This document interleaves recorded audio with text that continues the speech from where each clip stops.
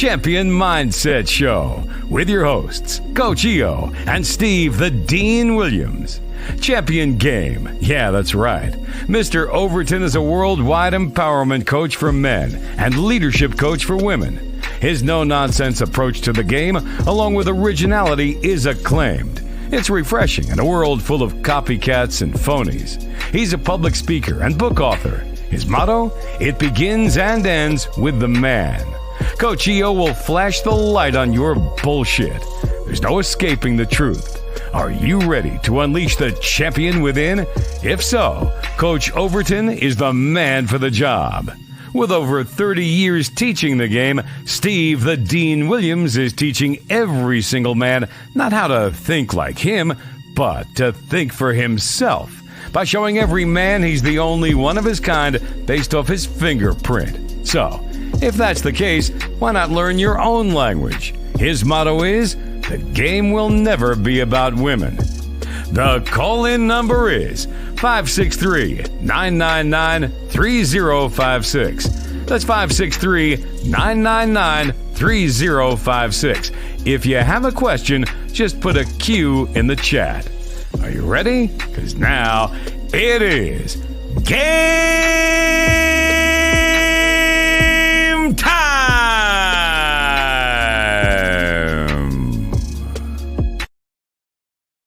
All right, we got it right now. I got everything in there. All right, What's good. up, man?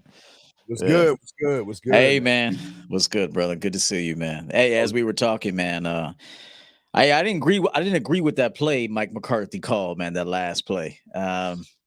Well, I mean, it was a good play, but it was executed probably. It could have been executed a little better. I mean, no time, run the ball to the middle of the field. I don't know about that. I think he was trying to get us a little bit closer so he can throw it instead of doing a Hail Mary, just do it a few chucks. Yeah. No timeouts though. Yeah, but we played. It was bad play calling. It too many turnovers. Yeah, too much true. bullshit. For all you fucking 49er fans out there, you want to be 49er fan. Hey, Aaron fucking Rodgers is coming and going to beat. So I can't. Yeah, wait. that's gonna be a rough one. That's gonna be a rough one on them boys there. Yes, That's sir. gonna be So a rough yeah, one. I'm getting over that hangover. But anyway, guys, how y'all doing? Coach EO, the Dean, we are here. The number 563-999-3056. We're here for a few hours, guys. Ask your questions. Put a Q in there if you got a question, or call in. Now, talk about the title. Let's get it. Man. Yeah, man. Well, it's one of them things, man. I feel sorry for these guys. I mean, they want to be successful with women, but they're not successful with women. There's a lot of reasons why that is. So we'll go into a few of them tonight. Yes. I'm going to start with very distracted by uneventful things. Like today's man is super distracted and not focused, man. And that's a problem. We want to get these men focused. Another thing that kind of bridges off of that too is just poor communication. I'm going to continue to pound this one home. You can hear it when they call in. You can hear it when we ask questions and they don't know what they want. There's so many different things. So call in tonight, guys. We're not going to bite your head off. Well, maybe a little bit, but call us up and we'll answer your questions. We're here for 2 hours, but I'd like to see these men. Every man wants to be successful with women at some point, but we want you to be successful as a whole, not just with women, but definitely, you'd be lying to yourself that you don't want to be successful with women. Every man wants to have a solid situation, whether it be a relationship, a marriage one day, you have children, or it's just a guy that plays the field and has his pick of women. But every man, if he's going to tell the truth, wants to be successful with women. So we're going to help you do that tonight. Yeah, and the thing, going off what you're saying, the thing about success is not anything to do with women, but as soon as they make everything about women, they automatically lose because because they make it so much about the woman, they predicate their success on what the woman says versus what she doesn't say. So if she is interested in me, I win. If she's not interested in me, I'm a loser. But they're hanging off the cuff of the woman. And another thing you said is what we call the fourth judgment where I teach my guys. The fourth judgment is judging other men, worrying about what other men are doing, worrying about how other men are thinking, worrying about how other men are moving to a point where they're looking at another man to determine what they need to do. Now, it's one thing to look at you, E, and see what you're doing and ask questions about what you're doing, but it's another thing to use what you're doing to say, well, this is the reason why I can't do it, because E looks good, and because E looks good, E can get the women, and because E has a cute dog, he's gonna too get good sometimes. well, yeah, you know what I'm saying. So it's motherfucking scared of me, bro. No, it's cool. It's cool.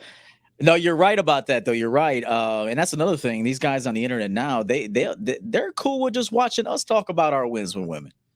yeah. Like, they're cool going to the man mindset and just hearing Steve do his shows throughout the week and talk about his wins with women. They get a kick out of that. That's all they need, really. And at some point we want you to go out there and do this yourself. So we give you tips and stuff like that. We tell you about what was successful for us and what you could try to do and make it your own. But yeah, man, too much watching with other men. There was a guy I worked with, player. His name was Keith. Shout out to him. He might be watching. He always said, never count another man's money and never count another man's women. Yes. And also, and I'll add this one in, don't count another man's wins. Yes. Because you don't know what he did to get that win. And you don't even know if he actually won. He could be winning through Steve the Dean's win. He could just be talking about a win he heard somebody else say, and now he just regurgitating a story that he heard a real life story somebody else had. So just remember that. Don't count another man's money. You don't know how he got that money, and at the same time he may have earned that money, and so don't have a jealous or envy over that. Go out there and make your own money. And another thing, and I'll throw it back to Steve, is success varies from man to man. What makes me happy and what I see as a success is completely different from the next man.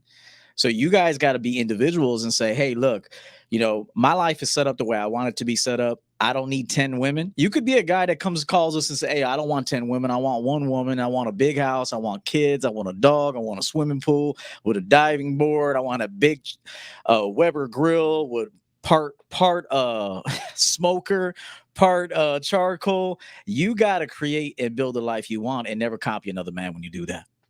Yeah, for me, and we got some questions. We'll answer questions, guys, and y'all want to call in, y'all have the number. I'll check that out in 1 second. But another thing that I see for me, my first thing that I see for a lot of guys, E, is where they go wrong in all of this, is the fact that they're not actually students of the game. They're bird watchers. Mm-hmm. They watch us from the comfort of their own home, and based off of what we talk about, they either use it or they don't use it, but they're always the same. It's something I said I've been pushing for a while, is that a lot of these guys wait for that ball to drop on December 31st, 11:59 and 59 seconds and 10 seconds ago, 50 seconds ago, and they sit around and lie to themselves and say, well, this is going to be my year to change. And that's not you're not going to change because of the level of your thinking, Eve. And the problem and what I mean by the level of your thinking is this: every thought and how you interpret the world is, let me just give you an example, E, a 1. So that means the information you're hearing from us, you're internalizing it as a 1. When you see a woman or you're reading a book or if you're reading E's good book, you're internalizing it as a 1. But in order to internalize it the way it should be internalized is by reading E's book, taking down notes, getting coaching from E, and then talking to E and finding more things about that to level up. You can't level up by just watching these videos, E, but you got it, brother. Yeah, that was something I'm glad you keyed in on. That is, these guys, you need game to be successful with women, and you need game to really be successful in life. And by game, we just want to teach you, because there's always a power struggle in every dynamic. There's always going to be a power struggle. That's just human nature, is that when you deal with a woman, she wants to know, okay, can I get over on this dude? So in the beginning, even the finest dudes, even the most handsome guys at some point is going to get shit tested. Even Leonardo, people will say Leonardo DiCaprio don't get shit tested. Shit, let a woman hang around that dude long enough, she'll be shit testing the fuck out that dude. And so you need game, and you got to expect these things, not get rattled, not get emotional, and know exactly how to transition that situation. So that's very important. You need game, guys. You need to hire Steve Dean Williams, hire yourself a coach that you trust, and until you, I always say, until you trust yourself, Trust me, trust Steve. Julio asked a question here. Shout out to Julio. How do you approach or deal with a woman that I put my bid in, but she's ended up having a boyfriend? Okay, but I continue catching her eyeing me and checking me out. Okay, first of all, this is where you have a lack of understanding about women. First of all, every woman's got a man. Every woman. Never. You don't even need to ask. You don't need to ask. She should be asking you. So, do you got a girlfriend? Like, let her ask. Never, ever again ask a woman if she's got a man. They got men. They got multiple men, or they got one man. Okay. Now, just because a woman has a man doesn't mean you should stop talking to her. What you could say is, everybody. I made a video on this. I said, oh yeah, everybody's got somebody, don't we? Everybody's got somebody. No problem. I tell you what, if when that gets boring to you, or when that ends, I'm gonna give you my information. Get in contact with me. We'll get your mind off things for the night. Something just like that. And here's the other part. We'll throw it to Steve. But I catch her eyeing me. She just wants attention, bro. Women will like eye you so you can come give them some attention. Real talk. So I'll throw it to Steve on that. Yeah, there's a lot of problems with this because it shows a lack of man in you to worry about her. You already did all the steps that you can do and be happy about it. But my question is, how do you know if you're catching her eyeing you if you're not eyeing her, waiting to see her eyeing you? And this is the problem with a lot of you guys out there. You're too busy. You're not charging it. You're not charging it to the game and saying to yourself, okay, I did everything I can do and I'm leaving it like that. And I'm just going to go on with my life. I'm going to go on doing the things I want to do. I'm going to go and talk to the women the way I want to talk to. I'm going to go and move the way I want to move. And you're not doing this because what you're doing is that you're still looking at her and you're still around her. And for some odd reason, I don't know how it is, that she's eyeing you or checking for you. You don't know that because sometimes when a woman is looking at you, she might be looking at the guy behind you or the guy beside you, or she might just be looking. So the problem is that this is why I really feel that you're losing in all this, because you're worried about a woman versus worried about you working out. Stick on your workout routine and stop worrying about the women checking you out, man. Yeah, I mean, like Steve said there, I mean, you create an opportunity for the two of you to do something. If she says, "Well, I have a boyfriend," what you asked her though. See, again, don't ask women if they have boyfriends. Never. It's a bad look. It looks thirsty. It looks like no player's asking a woman if she's got a boyfriend. What I mean by a player is a guy with like a player vibe about him. He's not asking women, so you got a man? Like, nah, he's just talking to her, trying to make a connection, see if there's something there, if the two of them kind of have a cohesive conversation. And at that point, a real talk, a woman that's attracted to a dude ain't even going to mention her man. She won't mention him right away. She may eventually mention him, say, "Well, I do have a boyfriend." And at that point, you just say, "Oh, okay, you got one of those, huh? Okay, no problem. I'll tell you what, you look a little tired. Well, if you ever need to get refreshed from that relationship, you look a bit tired. Get at me. You know how to reach me. Here's my card, and we'll do something fun together." I've used that many times, and women 3 months later, Steve, got in contact with me. 3 months. Oh yeah, absolutely. Talking about, hey, remember we met at such and such back in March. I'm like, cool. So I take it you're ready to get together now. Yeah. Okay. Meet me here. Yeah. and listen, before we move on, Steve, dudes will be like, "Yeah, how you been? How are you?" I'm like, "Fuck all that. How are you?" Shit. Like, oh, so I take it you're ready to get in my presence. Then you're ready to be in my presence. You ready to come see me? Yes. And then you give them a time. Remember, guys, you can talk your ass right out of some pussy, man. Let's see what Mr. Mendoza says here. How do you prevent women from using you as a pincushion? Damn. I understand. Because honestly, I don't want to hear a woman's problems, period. Set me straight, EO. Steve, thank you. Okay, I'm going to say this. I mean, to some degree, a woman is going to want to talk to you about something going on in her life. And I made a video that's on Patreon right now. I don't want to get too much away, but it says how to put a woman in sex mode in 3 minutes. So you may want to join the Patreon and watch that video, because there's a way to kind of give a woman the opportunity to kind of like tell you about her day. But you ask about it instead of her coming to you about it. You ask her about her day. Now, if you're dealing with women, I'm going to say, it is what I'm going to say. you should, if you're dealing with a woman and screwing her, okay, if you're screwing a woman, why can't you care a little bit about what's going on in her life? I'm not saying to sit there and be Dr. Phil and put her on the couch and say, yeah, tell me about your day. Let me help you out with that. But if you're dealing with a woman, you got to have some communication skills and actually care to a little bit about what's going on in the woman's life. Yeah, I guess when you're saying a pincushion, does that mean that she's talking about other men, or is she talking about her life? What are we talking about? Because gentlemen, Yeah, good point. I don't listen, gentlemen. I don't mind a woman talking about herself. Okay, just don't disrespect me and either compare or talk to me about another guy, unless you're comparing me over that guy. I'm fine with that, but don't sit around. Listen, tell me about your day. That's fine. You know, you can see. The thing is, especially when I'm in my horror mode, I don't mind listen. I'm a great listener. I can listen and obtain information. But what you're saying is how to prevent. See, this is what y'all got to understand. You have to communicate with women. You're gonna have to talk outside of that, where she begins to see in you things that she doesn't see in anybody else. But that's the important thing that y'all don't understand. Y'all think life sometimes is porn. Again, it's one thing for her to talk about another guy, but it's another thing to talk about her day, because sometimes she's stressing, PMSing. She lost her cat, tough day at the job, always on her feet, tired, all these other things. See, I take those things and use those things towards pushing her towards sexuality, sex. Like if she's having a bad day, you know what? This is what I want you to do. Why don't you go ahead and turn all the lights out? Go ahead and make you some candle, put some candles on and shit like that. Take a nice bubble bath. Let's go live. Just put me in the corner and let me just all I want to do is just watch you relax. That's all I want to do. And I'll be playing my games and working or whatever, but I just want to watch it. That's all I want to do. I will take opportunities to benefit me. But it's another thing, real quick. If she's talking about another guy, now if she's talking about another guy, you got to cut that off as soon as it's done and let her know, instruct her that you cannot do that again. Because if you talk about another guy again in my presence like that, I'm cutting you off. Do you understand? You got it, man.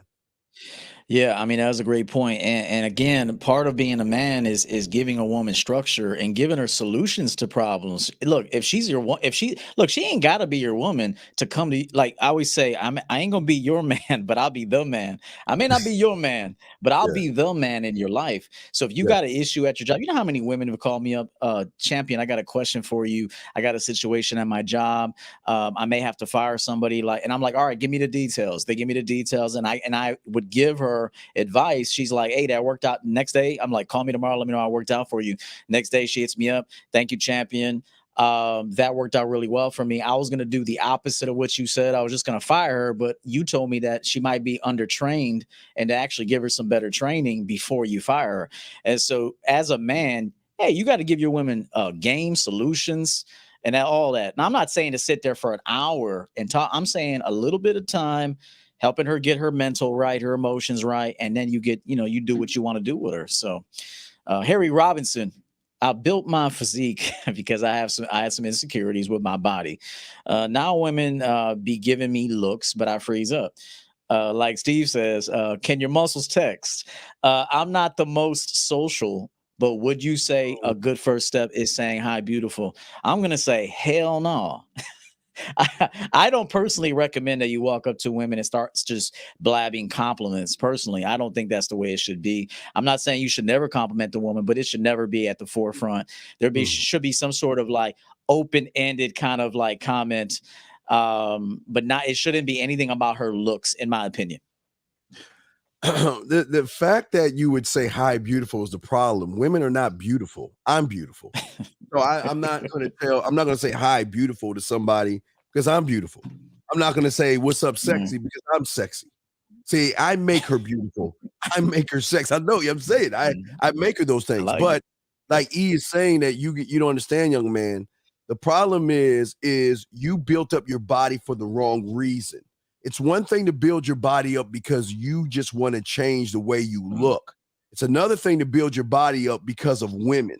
And your insecurities are tied into women, which means you've already lost because everything you're doing is for them. Because on the surface level, that's what a lot of guys do. And what E and I are trying to get you to do is go underneath the surface to work on this first. Because once you work on this, it won't be high beautiful because I'm beautiful. I'm sexy. I'm interesting. I'm smooth. Yeah, I mean, E, would say you, brother. Yeah, I mean, to Steve's point, I mean, everything I do it for me. If I put on a chain, I do it for me. You think I give a fuck with a bitch? As a matter of fact, a bitch might even think it's too much. A chick could look at me and say, hey, you got, that chain. I don't know if I like a guy with chains. And I'll say, I don't give a fuck what you like because I do this for me. You think I give a fuck if you like what I got going on? Fuck you, motherfucker. Like, and I really do feel like that. When you're living your life as a man and you put yourself first, you think Steve and I give a fuck what a bitch has to say? And so that's why I say at first, look, eventually you could tell her, eventually you could compliment her looks. I mean, I'd rather, if you want to compliment her appearance, I don't mind you saying, complimenting her summer dress, complimenting her hair or maybe her smile. Don't call her beautiful and sexy. You could say, hey, I saw that smile from outside. So where you get your teeth whitening strips at, whatever, just talk to her and see where the conversation goes. But yeah, man, don't be one of those built dudes holding suitcases in the bar, holding up big ass suitcases and you're scared to talk to women. I'm going to tell you when you can use beautiful and sexy. Get your crayon out. When you're sitting on your couch and you hear some noise in the kitchen and you go in there and she's washing the dish and putting that motherfucker in the goddamn dishwasher, that's when you walk right up to her and say, God damn, you beautiful as fuck.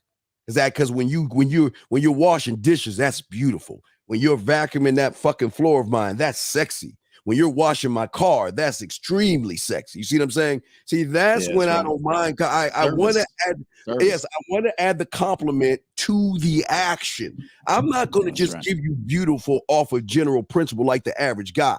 It's what you are bringing to my world that I find beautiful, and it's your actions you do in my world that I notice beauty. E, would say you, brother. Yeah, because as we teach all the time, beauty's in the behavior. It's not in the looks because you're going to get tired of looking at that bitch anyway. Yeah.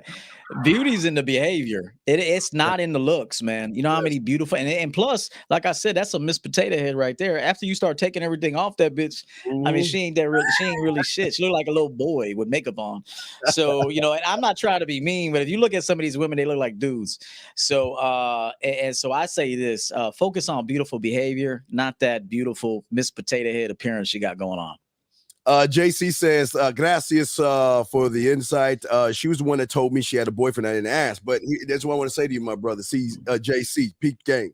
One thing I always ask my clients is this: why do single women wear wedding rings? And a lot of guys say, I don't know. Well, because there are women out there that just want to fuck. Okay, no matter what their situation, they want to fuck, and they have a way of figuring out, is this guy want to fuck me or is this guy want a long-term relationship? And if she told you she had a boyfriend and you floated off of just that, then you probably failed the test, because a lot of women, I got to test and see what kind of man you are. And that's why I always tell my guys all the time, 2 no's. After she tell me she got a boyfriend, hey, look, take my card anyway. The next time you want to laugh, smile, think, blush, get back at me. And then she says no twice, then I'm going to go off because I don't want to bother. But I will always go for 2 no's because she's trying to figure out, if she wants to fuck and you want the long-term relationship, you're gonna be outside of her house with a boom box and shit, fucking up her fucking life. Right. I'm old, dog. So I'm just saying that y'all don't want that, but E would say you on that, my brother. Yeah, and I love that. And another thing you could tell women that say they got a boyfriend is say, cool, keep him. Yeah, exactly. Hey, because a real player ain't trying to take you away anyway. So he's like, hey, listen, you got a boy. I was hoping you would say that. I was hoping, hey, you can keep him around. Shit. It's no problem. It's no problem. Keep him around. No big deal. I'm your getaway plan anyway. I'm your vacation. I'm your vacation. I'm the Bahamas, baby. I'm the Bahamas. So you guys got to have that mouthpiece and not be afraid of that. If she says she got a boyfriend, say, good. I was hoping you would say that. Keep him around. Yes, sir. Hey, HR, Harry. Hey, thank you very much, man. We pay your tuition. Much love to you, brother. We do appreciate that, guys. Y'all want to call in, you can. 563-999-3056. We'll take phone calls over questions, but guys, keep the questions coming in. We'll be happy. Oh, hey, Ricky, also shout out to you real quick. Hey, man, this is what, Ricky, this is what bad motherfuckers do, brother. Respect to you, Ricky. All right. Appreciate you, Ricky, man. Thank you, Rick. Appreciate that, brother. So there we go. Let's get to this one right here. E, you got this one, bro. All right, let's see. Tyrone says, I have problems fucking these hoes. Okay. I'm 20 years old and I don't know how to fuck properly. So my question is, how can I practice effing hoes really, really good? Okay, I made a video a long time ago that you got to get experience, and sometimes you got to fuck a clearance rack, bitch. And so, it is what it is. I mean, like, unless you got tremendous, like, natural game. I mean, some people got the gift of gab. I mean, I've met some young people that just got it. It's probably genetic and shit like that. Yeah, YouTube shit. So, you got to get experience. And so you can't just jump to the finish line. And what I mean by finish line is there's different tiers of women just based on their experience, their socioeconomic level. Those things do come into play. That doesn't mean that you can't fuck her, but you can't just jump with no game, no fuck skills, can't talk, poor communication. I would advise, even I cuss so much, a little bit too much sometimes too, but you got to get some experience with women that actually are feeling you. Don't automatically jump to the baddie. There's some of these chicks out here that are like that are hanging out on the clearance rack and no one will buy them. So you got to go and fuck with them for a little while. Get your stroke right. Okay, get some dome. Learn how to kiss. Hit it from the back. YouTube shit. And then once you start to get your stroke down, your game's getting better. I say then you'll be a little bit more confident. Plus, and I'll throw it to Steve. Some of these chicks that feel like they're beneath you are going to treat you like a king. And then once you start getting treated well, then you won't take scraps from another broad. Yeah, 270 we'll be in 1 second. Answer this question. See, T-Dog, this is what I want you to do, and this is very easy for all you guys. You all can do this, but this is stuff that you got to stand on. That's why I always tell you about your scribe. What you got to do is say to yourself, okay, and break it down into levels and break it down into situations. Okay, good example. What am I going to do when she's at the door? You got to ask yourself that question. And then once you ask yourself that question, just get a piece of paper and write down the steps. That's all you're doing. Write down the steps that you want to do when you get to that door. And then you must rehearse those things, okay? You've got to, in order for you to lock it down, you've got to rehearse it. But you got to tell yourself, what do I want to do? Why do I want to do it? Where do I want to do it? When do I want to do it? How do I want to do it? And you have to have all the answers to these things. And once you have these things down, lock them in. And then this goes to what E over here. What E is saying. Once you've got it locked down, find your crash test dummy, and practice it on her. Practice the moves and the skills on her. This ain't about love. This is me practicing my stroke, my mouthpiece, the way I touch, the way I kiss, the way I rub, the way I touch. But it's all how you work it, okay? Mm-hmm. E, what say you on that before we got to call? Yeah, that was a good point. And think about it, when you're young, you don't start off with a high-end luxury vehicle at 16 unless you got some foolish parents. Okay, you start off with a beater Honda that passed me down, and then you work on that car. You're excited, you got the car, you work on it. It's got some rust on it. It's got some stains on the fabric seats, whatever. It may go ding, ding, ding, ding, ding. It turn over, it takes a long time, need a new battery and shit.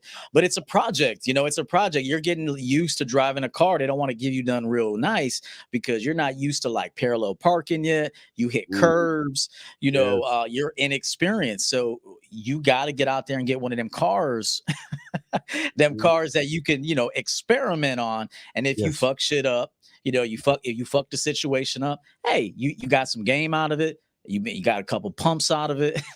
Okay. And then you move on to the next ride. It's the same thing. Yeah, it's the same thing.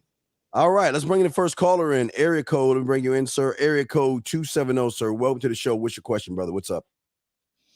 Hey, what's good, guys? Man, I have a big problem. I'm a nice guy.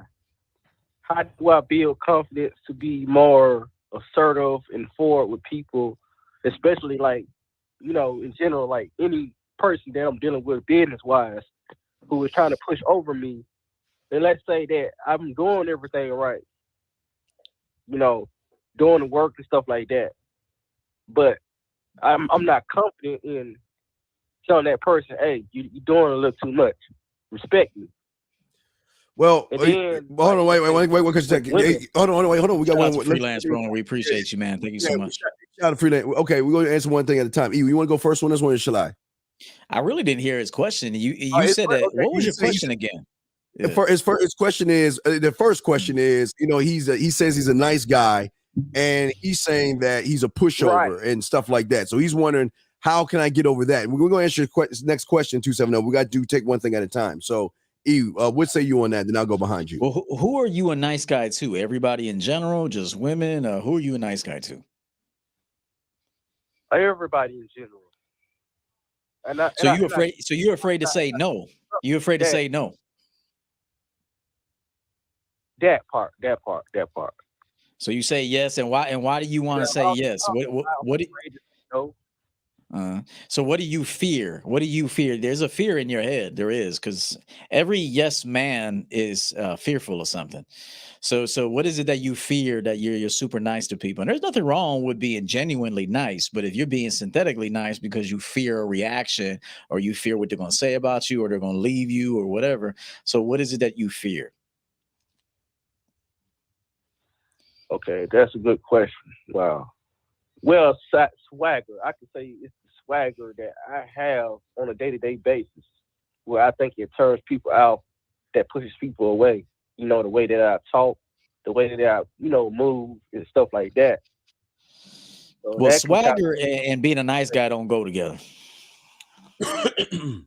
So if you can't say you got swag, dudes with swag are not super nice. I mean, they're fair, they're firm. They're not necessarily mean, but they got a swagger. So if you got a swag, so dudes that are like a pushover nice guys are not usually dudes that got a lot of swag. So I don't think you answered the question correctly. Like I said, I asked you what you fear, that you told me you got swag. So again, before I throw it to Steve, I'm going to ask one more time. You fear something. Maybe it's the opinion of other people. You fear being rejected. So you go along. And why are you going along? What is it that you fear? And that's why you keep going along. Okay. I think I can answer it correctly. Okay. I fear trying to be correct, like trying to be correct with people and stuff like that. And then if I'm not correct, then I'll feel out of place, basically out of touch with reality in a sense. So that's what I kind of fear. Okay, well, here, sir. Okay, here's the problem, brother. Here's the problem. Listen, I am a nice guy. I am a nerd. I'm a geek, and I'm a big ass kid. I even watch SpongeBob. As a matter of fact, I was watching the Cowboy game last night on the Nickelodeon channel because they were doing all the goofy stuff. You see what I'm saying? I'm a geek, sci-fi, all that shit. Okay, but one thing I demand, that's just who I am to me. Okay. And who I am to the world is someone that demands respect. I give respect. I demand respect. Okay. Bottom line. I treat people the way I want to be treated. Okay. That's just the bottom line. I don't care if it's a Bigfoot, elf, or Smurf. I don't give a fuck who the fuck it is. I demand respect, and I will treat people the same way. But if you take my if you take for women now, if someone takes my kindness for weakness, that's where I gotta yank that motherfucking chain and let them know that I'm not that motherfucker. I'm not that guy. I'm not a thug or gangster or trying to be an internet thug. I'm not that guy. But I don't show that guy until I have to show him. He's there, but I don't bring him out. That's my warrior. I don't bring my warrior out. My warrior's too busy conquering lands in my mind and growing my universe. So I don't want to fuck with him because he's doing work for me.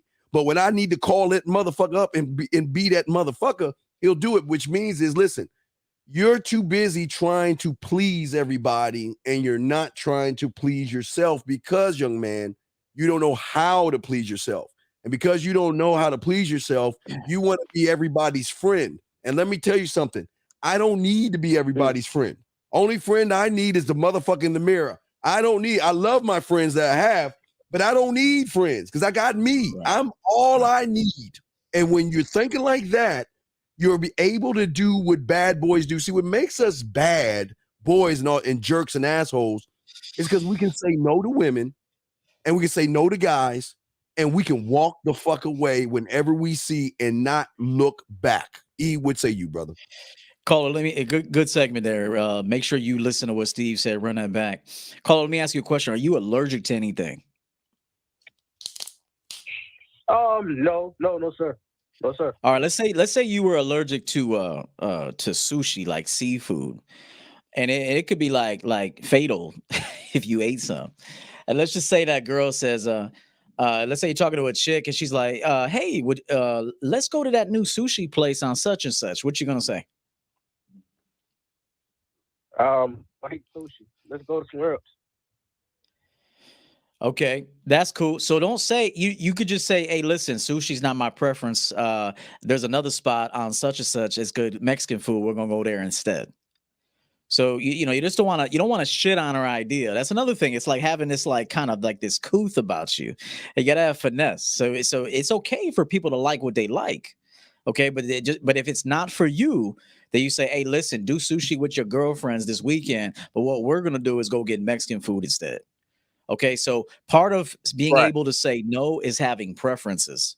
Okay, you gotta know what you like, you gotta know what you don't like. And I always said this: you gotta have experience to know that. You gotta, like, for example, there's certain cereals I get all the time. I get Reese's Puffs. That's been my joint for a long ass time. And then what's the other one? I like Smart Start. I'll go ahead and do like a healthy cereal with blueberries, that sort of thing. So I don't need other cereals. I need Reese's Puffs, giant size, and I want Smart Start with blueberries. You try to throw something else at me, hey, I don't even need. Nah, I'm cool. I like two things. I'm good. So you got to have preferences. That's how you can kind of transition things. And again, lastly, don't shit on another person's idea. That's like just being unnecessarily an asshole, and it's gonna look like you ain't got no game. Respect what other people like, but never abandon what's most important to you. So if the girl says sushi, but you're allergic to the shit, or it's just not your preference, let's just say you don't like seafood. So you say, hey, listen, I'll tell you what, go with your girlfriends this weekend and go get that sushi. What we're gonna do is we're gonna go to this burger joint or whatever it is. And I guarantee you this: as long as you remain respectful to the woman, to what to the woman wants, but you pivot away from it, she should respect that and follow your lead. Okay, what's your second question you got, my brother? Right. Oh man. Just basically women in general. I'm a virgin. Oh no, no way. I don't care if you're a virgin, but what do you mean? Do women in general, like as in what, sir? What do you mean? Like I'm more of like a sapiosexual type. I'm not just always physical, but I'm more like mental.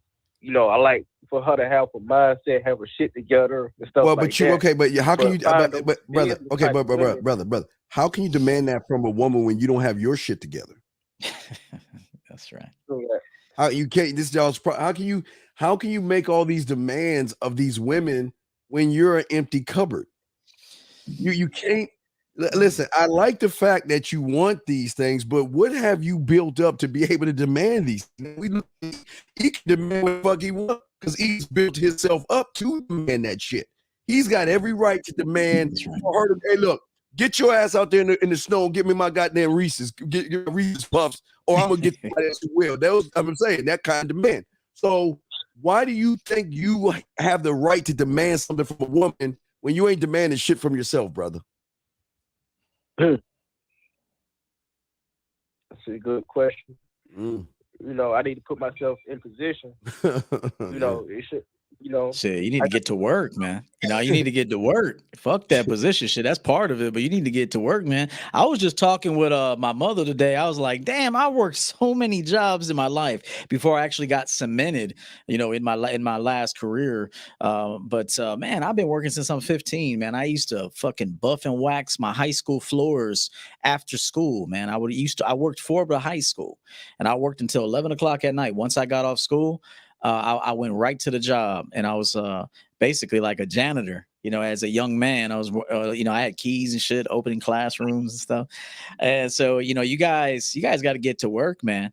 It's very important that you got a stable, stable money. You got a place eventually. You're self-sufficient. You can take care of yourself. Before you over here barking orders, and that's kind of feminine actually to be expecting women to be something specific, yet you're not even the gleaming example of that. Shout out to the Dangerous. We appreciate you for the 555, man. Thanks, bro. Yeah, does that make any sense, brother? Yeah. So before you start barking orders at women and having all these high preferences and standards and all this shit, I'm not saying you can't have it, but I'm saying you better be the gleaming example of that to show her how it's done so she can follow your lead. Because if you're telling her to do all this stuff and you want her to be all this stuff, yet you're none of those things, bro, you're just gonna look like a chump. She's gonna pass you over, bro. Facts. I need that confirmation. Basically that. And then I got a job. I just started working at making $16 an hour. So that's basically my starting point, What? Minimum wage to middle wage, then I'm working up. So I'm basically, developing my character right now. Wait. How are you developing your character by working a job, sir? Basically like hard working, like rebar. That just makes you responsible. That's not okay. Your job is what you do because you're responsible, because you want to pay bills. That's all it is. That doesn't make you responsible. Right. And that's again level. We talked about it earlier. Level 1 thinking thinks that way. We're going below the surface. You're only talking surface level things. Your job is above the surface. All right. We're talking below the surface that you've got to work on, brother.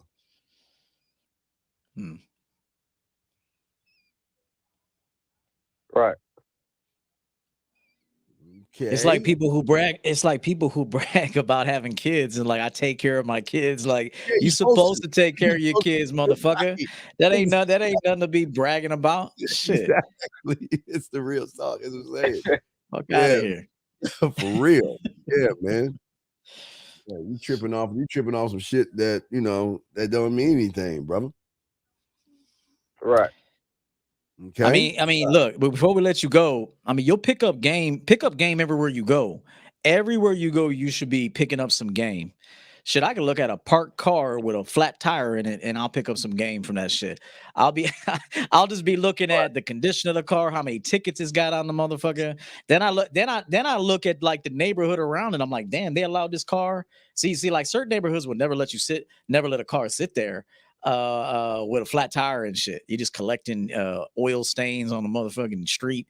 Like some neighborhoods, we don't want oil stains and abandoned vehicles with flat tires sit on the road. That's a bad look. They'll tell you, and they'll actually give you some sort of fine for that.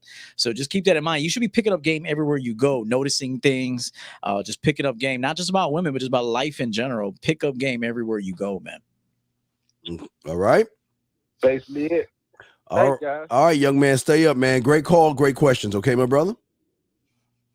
Peace and love. All right, much love. We got another call, right? Well, first, it's a super chat real quick. It's 619, 1 second. Super chat to say thank you to buy my mixtape. Thank you very much, Lou, to Steve and EO. I played those single-minded man streams twice. I'm working on my puzzle. Good job for you, sir. Respect to you, man. Salute to you, man. Guys, y'all got a question? Just put a Q, gentlemen. And we're collecting all the questions, and we will get to those questions. We take phone calls first, so if it's really important to you, call in, and we'll definitely talk to you. Area code 619, sir. You're on with EO and Steve. What's your question, brother? What's up? Hey, what's good, man? Hey, what's up? What's happening? What's going on? What's your question, brother? What's your question, man? Man, how do you think you do it? How do you think it do it? You can do it. Okay, you want me to show you? Yeah. All right. Do you have a book in front of you, or are you in your bedroom? Go ahead, bro. Nah, man, I'm out here having a beer. Okay, you're having a beer. Okay, you got the beer in front of you? Yeah. Okay, grab the beer, lift it up, and say, "I'm grabbing the beer and I'm lifting it up." Go ahead. I'm grabbing the beer and I'm lifting it up. Are you lifting up the beer? Yeah, I just did. Okay, now hold the beer and say, "I'm gonna put the beer down," and put the beer down. I'm gonna put the beer down. Okay, you just put it down, right? Yeah. Okay, there you go. That's it. It's nothing magical. That's it. Oh, okay. It's you thought about it. You said, "I'm gonna pick up the beer bottle," so you reached over, you grabbed the bottle, and you lifted it up. And then you said, "I'm gonna put the beer bottle down," and you put it down. That's it. Yeah. All right. Yeah. That's it. It's all right. But see, what your problem is in your world, you're saying, I want to lift up the beer bottle. Oh, the beer is too pretty. The beer doesn't like me. The beer is in love with a soda can. The beer's fucking nature is this, and the beer is that. And if I lift the beer and the beer doesn't like me, I'm going to get rejected. That's your problem, because it's as easy as just lifting it up by saying it, sir. He would say you, brother. Yeah, so I agree with Steve. Another thing I'll say, another thing, caller, is everybody experience a little bit of fear, and you just got to do it anyway. So just know this. You're gonna sometimes, especially doing stuff for the first time, like walking up to somebody and starting up conversation or whatever, you're gonna feel a little nerves. Okay, do it anyway. When I was young, man, there was nothing I didn't do. I mean, you feel fear, and it's really maybe not fear. It's more anxiousness. It's more like, damn, I want to go in here and fucking ace this test or ace this interview or whatever it is, win at this game or whatever it is. And so no matter what it is, even if you feel fear, do it anyway. That's really important. All right. All right. Now, I'm not telling you to do something where your life is at risk, okay? But I'm talking about just kind of basic stuff, talking to women, saying hello to people. Fear is something that everybody feels. Now, that's a term society gave it, is fear. And what that means is just unfamiliarity. You feel unfamiliar with this. You don't have enough reps in. You don't have enough confidence in this one area. But in order to get confidence, you just got to do it. You just do it. Just like a bike. When you got on a bike, at first, you probably thought, damn, am I going to balance this motherfucker?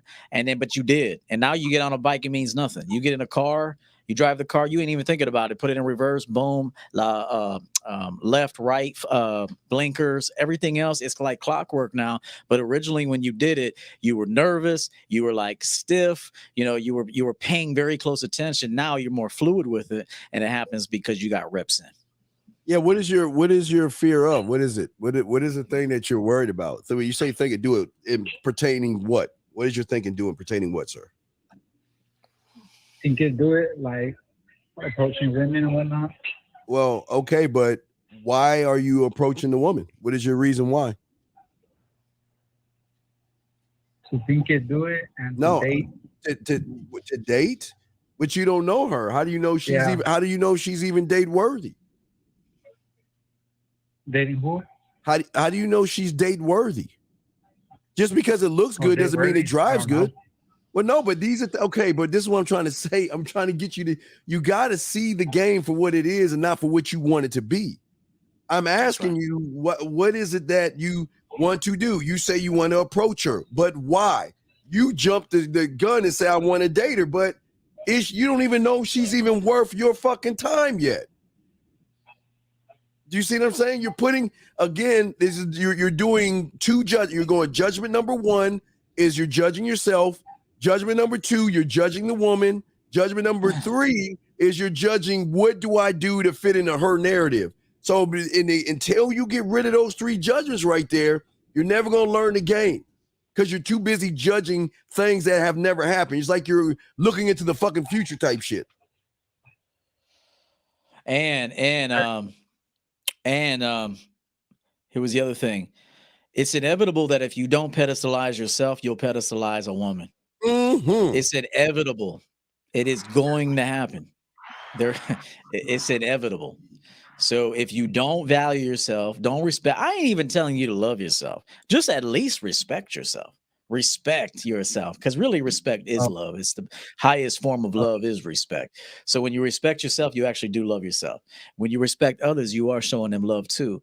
But just remember, if you do not pedestalize yourself, it is inevitable that you will pedestalize women and really everybody else. Yeah. Caller, tell me about your scribe. What does your scribe say about you approaching women? Tell me about scribe. Hey, man, you know what? That's what I wanted to know. What is scribe? Scribe is the person that you talk to on a daily basis where all your thoughts, everything you think about from the movie. Is that little black character? It's not a black character. He's you. He's not. Are you black? I guess if you want to describe to be black, but I'm just saying. That Ghost Grim Reaper? No, he's you. No, he's you. He's you. He's you taking notes on you. You must learn Okay, how to on my talk to. tribe, Yes, you got to learn how to talk to him and let him know what it is, your thoughts, your dreams, your goals, your rules, your laws. You've got to be able to talk to yourself about that, man. Not the women, yourself. But it's not just talking about that. It's writing these things down, because right now you're not at the level to do it straight off the mind like E and I could do. I'm saying that you got to write it down. And then you've got to go and you've got to market it. See, the reason why you're having problems is because I put my bid in. Y'all, I don't approach motherfuckers. I put my bid in, but I'm gonna use your approach thing, whatever the fuck it is you do.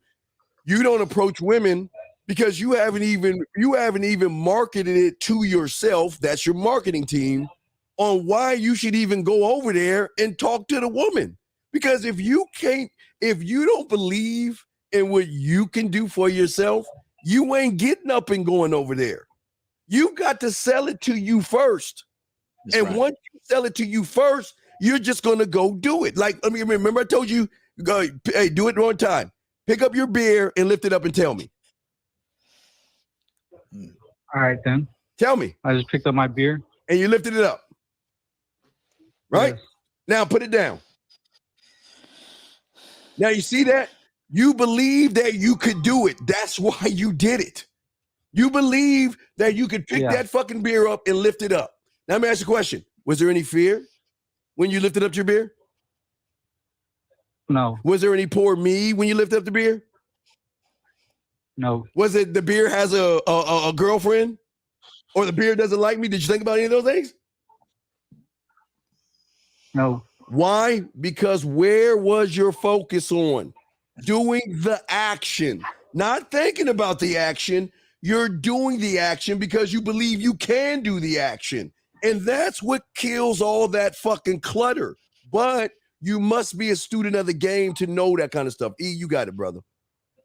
Like, for example, if I were to walk now, this took me it's taken almost 42 years to do this. But if I walked in a bar right now, I'm going to know why I'm walking in that bar, who that bar caters to. I'm going to dress for that type of crowd. I'm not going to go in there with a motherfucking Brooks Brothers suit on and everybody in there is in motherfucking athletic wear. I'm not going to do that. So I'm going to know exactly where I'm going, what type of hat I'm going to put on, because there's so many hats on my damn whole tree. Then I decide what hat I'm going to put on. And then I'm going to go in there. I know exactly how I'm going to walk up to the bar. I know what I'm going to smell like. I know what kind of walk I'm going to have. They're going to feel my energy when they walk by. They're going to be like, God damn, who is this motherfucker just walked in? I know how I'm going to approach the bartender. I know how I'm going to order my drink. I know how I'm going to socialize with the people next to me. Okay. I know all of this. And so how do you know that? Well, like Steve says all the time, we both say in varying degrees, sound check. Everything is done in the mind first. Every single thing you do in terms of success happens first in your mind. Then it happens in reality. Just like anybody who does anything great, they first had a floor plan or, some sort of architect script, plans in their mind. They're like, okay, this is everything in this office, everything that I am. It all came out of my mind. So, you got to know who you are. You got to know, also you got to dress for the occasion. Listen, if I was single, which I'm not, but if I was single, if I want to attract a black chick, Hispanic chick. Now they're everywhere, but also at the same time, I might go to a hip hop club if I want a chick with a little bit of a hip hop kind of flair about her. Then if I want a country broad with blonde hair, perhaps I might go to this little country bar down the street, put on my cowboy boots and my jeans, walk up in there with a leather jacket on and start hollering. So you got to dress for the occasion. You got to have, and even like I talk about style a lot. It ain't really about the clothes, because I could put you in some clothes, and if you're a dork, you're still gonna be a dork and some cool threads, So it's the man that makes the clothes and everything. So remember, what goes on in the psychology is very important, that you manage that and you're very strategic about what you want, and then you go out there with a game plan and you execute the game plan. And remember, what was the key thing? What was the key thing that Coach E was saying? I. He didn't say anything else but I, because he lives in the world of E. And that is him as I. So Does that make any sense, caller? Yeah. All right. Well, we will throw you back in and let you have any other questions. Or are you good, sir? All right. Thank you. Okay, good question. Thank you, sir. We'll throw you back in, guys. You want to call in 563-999-3056. Shout out to KJ 572. Salute to the men. Yes. All right, yes. for the value. Bless up from Jamaica. Hey, man. Rastafari. Appreciate you, man. Appreciate you, man. Okay, let's see here. Another question. Let me grab this one right here. All right, here we go. Wait, we did that one already? Wait, that problem. Yeah, we did this one already. Yeah, we did this one. Okay, let me see. All right. Okay, I have guys at my job telling a female that talks to me I'm slow and is advanced. Wait, and she is too advanced for me. How do I respond? Well, I mean, maybe you are. I mean, maybe you are too slow. I mean, sometimes women actually give you the game. You just got to receive it and just be cool about it. I mean, sometimes women will give you the game. You just got to listen. You got to watch. See, women actually are giving you the game, but you just got to hear it. You got to see it. So if somebody tells you like, you talk too slow or, you're too slow and she's too advanced for you, she could be also just flirting with you and just trying to see how you respond to that. It could be just a bona fide shit test. At the end of the day, what's it matter? What's it matter? Yeah. I real quick, Uncle Guns. Thank you, Uncle Guns, man. I appreciate that for the $5 super chat, man. We do appreciate that, guys. Ask questions. We'll mark them down and we'll definitely grab them. Okay, but to get to this young man, let me tell you something, big guy. I loved being talked about, but my talk about wasn't like yours. I was the whore. Stay away from him. He's a whore. He's a slut. He's a ladies' man. And he's not the kind of guy. If you're looking for a relationship, don't talk to him, don't mess with, don't even look in his eyes and shit type thing.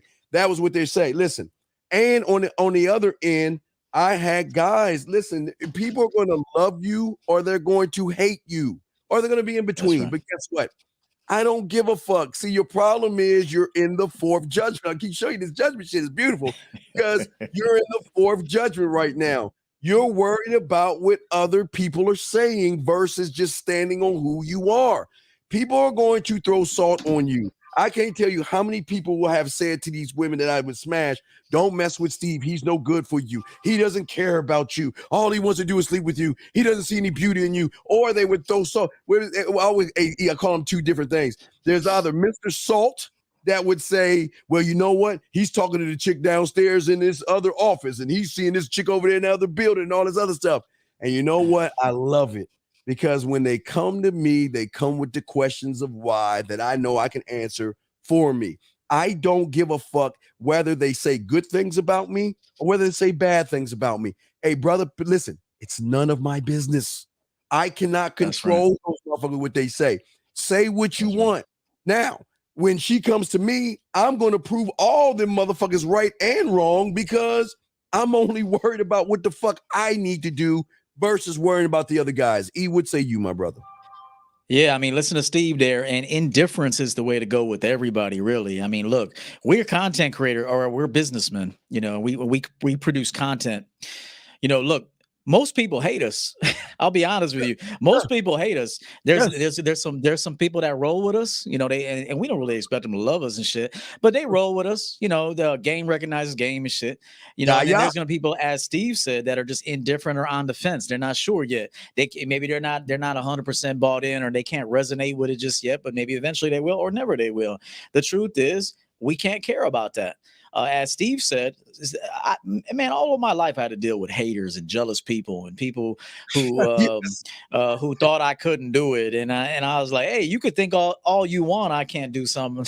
I'm going to do it for me. I'm not even going to prove it to you. Who are you? Here's the thing I want to tell guys about. I hear like grown men saying, I'm going to prove it to my family. I'm going to prove it to my ex that I fuck these people, man. I'm going to prove it to myself. This is my rent. This is my mortgage. These are my bills. This is my vacation. I'm going to Jamaica to see old boy that just shot us a super chat from Jamaica. I'm gonna go to Jamaica and break him off some good tip money and have him give me a pina colada in the pool somewhere. I'm worried about my life experience. So indifference is the key.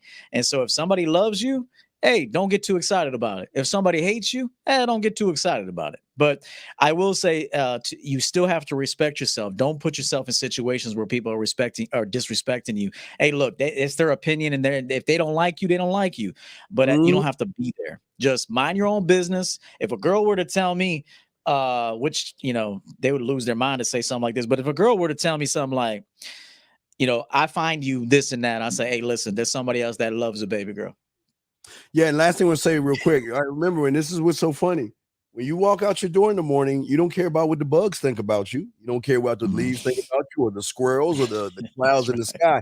You don't think about none of those things. You just go about your merry way. The rain is going to rain when it wants to rain. The squirrel's going to cross the street when it wants to cross the street. It's none of your goddamn business. That's why you don't worry about it. Stop worrying about what people at your job going to say. Fuck that. Go to your job, do your job, and go to fuck home. Fuck everybody else. All right, next question, right quick. Oh, yeah. Hey, I do want to comment on this real quick, and I think he means well, but I'm gonna have to school him on this. You're wrong, brother. Let me let you know something right now. He said, always got to prove to the ex she fucked up. Let me tell you this. Unless you broke up with the bitch, she don't give a fuck about you, bro. You can go out there and get on your purpose.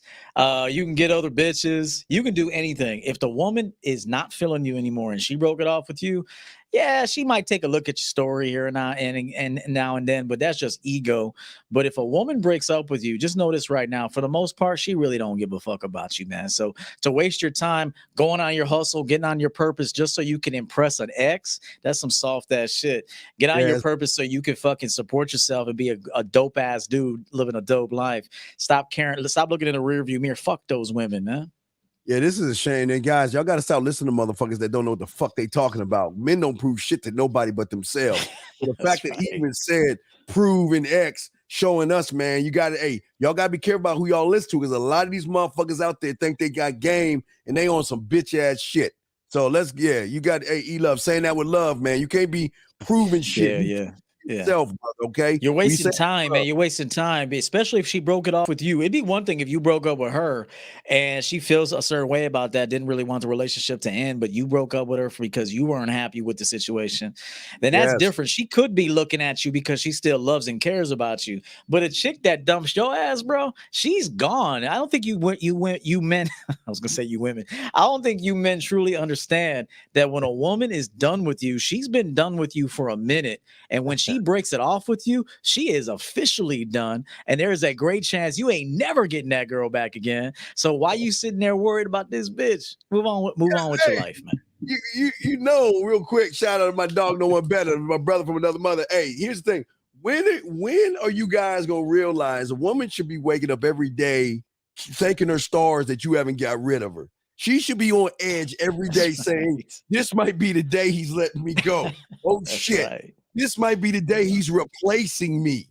Y'all got it all wrong. Prove shit. I'll prove more to a fucking leprechaun than I would a woman. Fuck that. I ain't got shit to prove. I show the fuck up. Next question right here. Love it, man. All right, Perfumes Outlet Mexico. What's the best way to be detached from women except that it's over? Okay, first of all, this is a complex question because you should really be detached from everything. I mean, to some degree, you got to know that life keeps spinning, the world keeps spinning, things keep evolving, things keep changing. So you got to get in a grip on reality. Number one, okay. No, reality is that it's always changing. And it may be working for you in one season, the next season, that both of y'all can't stand each other. Okay, so you should be in the neutral zone, as I teach, with every single thing in your life, whether it's a material item or it's a relationship with another human being, even an animal. So, even me, I learned to be detached from my animals. I love them, and I know one day I'm gonna have to let them go, or they're gonna have to let me go. Shit, hopefully I don't go before them because they'd be in bad shape. But even the animals, we love them more than we love human beings. So and those are the tough losses. But even them, you got to be detached. You got to enjoy everything for what it is without trying to swarm it and get it to belong to you. Nothing belongs to us. At some point, this microphone is going to belong to somebody else.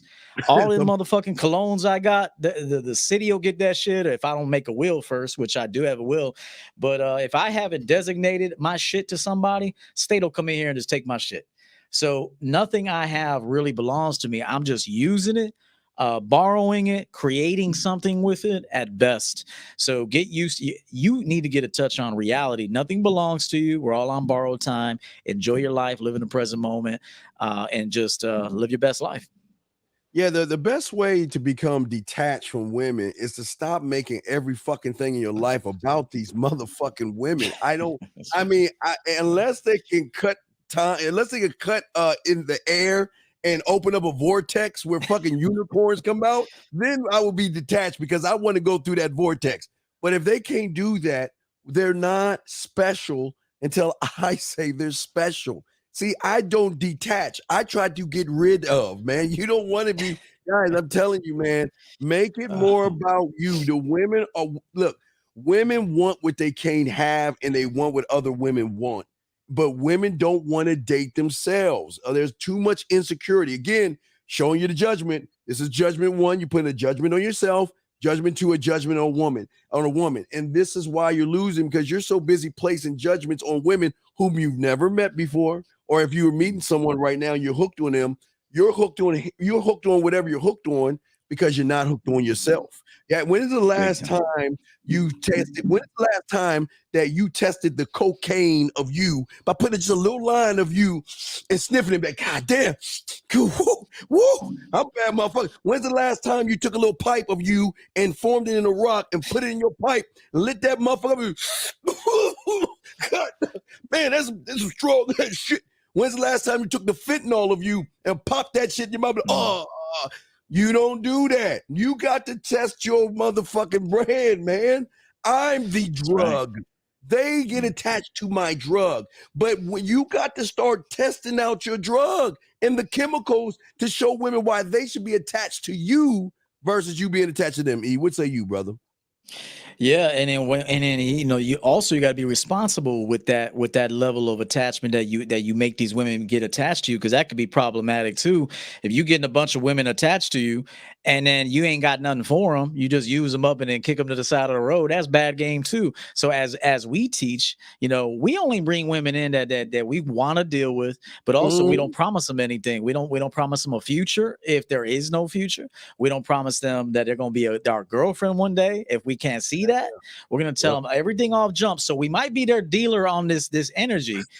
We may be their dealer on this man shit, but we're also not going to mislead them and lie to them and set them up for failure so they can spend the next 10 years of their life miserable and on fucking antidepressants when we leave. we got another call, man. I guess the same caller. All right, although they're going to be on that anyway, even when you tell them the truth, but at least we tell them the truth, shit.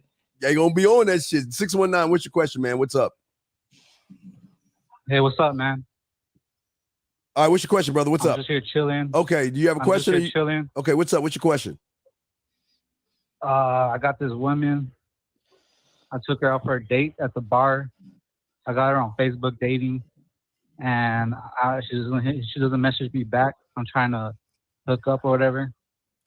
Why?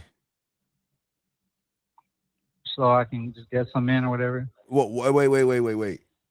Okay, and E always does. I'm gonna do an E. Do you hear how you talking right now? Is the way you talking sound right? Well, then do you see why she's not going to the bar? She's okay. Here's the thing. What is she getting from you? Because remember, you're the one that just called in talking about, you know, your confidence and all other shit is all shattered. So what benefit is she gonna get by going to the bar and seeing you? What is she gonna? Now remember, in the amusement park there are the cool roller coaster rides, right? And then over in the corner there are them little kiddie rides that go like 3 miles an hour in a little fucking tiny circle. So which one are you?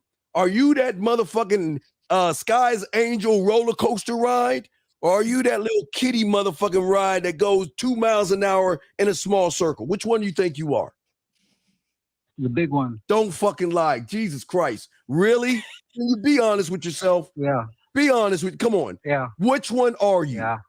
You're not the big one. The big one. No, he take the wheel. I'm done. He fucking shit. Go ahead. Hey, why don't you call her up right now? Call her up and say, hey, come through to the crib. Let's hang out for a little bit, or whatever it is you want to do with her. Call her right now. Hey, bro, that's what I was saying. I got her on Facebook Messenger dating. I don't got her number. You got a right now. number? You got a number, right? You got a number. No, I said no. How do you going on a date So with you a went woman? on a date with her? You don't have her information? Yeah, that don't make no sense. How the fuck are you going on a date with someone you don't have a I got her contact? on Facebook dating. Okay. How are you going on a date with someone whose number you don't have? Well, let me ask him this. You went on a date with her, right? You said you went on a date with her? Yeah. Okay, so at no point you said, "Hey, so listen, let me give you my phone number. That way, I'm gonna have you come through tomorrow night, and so I'll text you, tell you what time." You know, and at no point did you ever try to close the deal or try to get more information. You never try to do that. No. Yeah, but you that roller coaster ride though,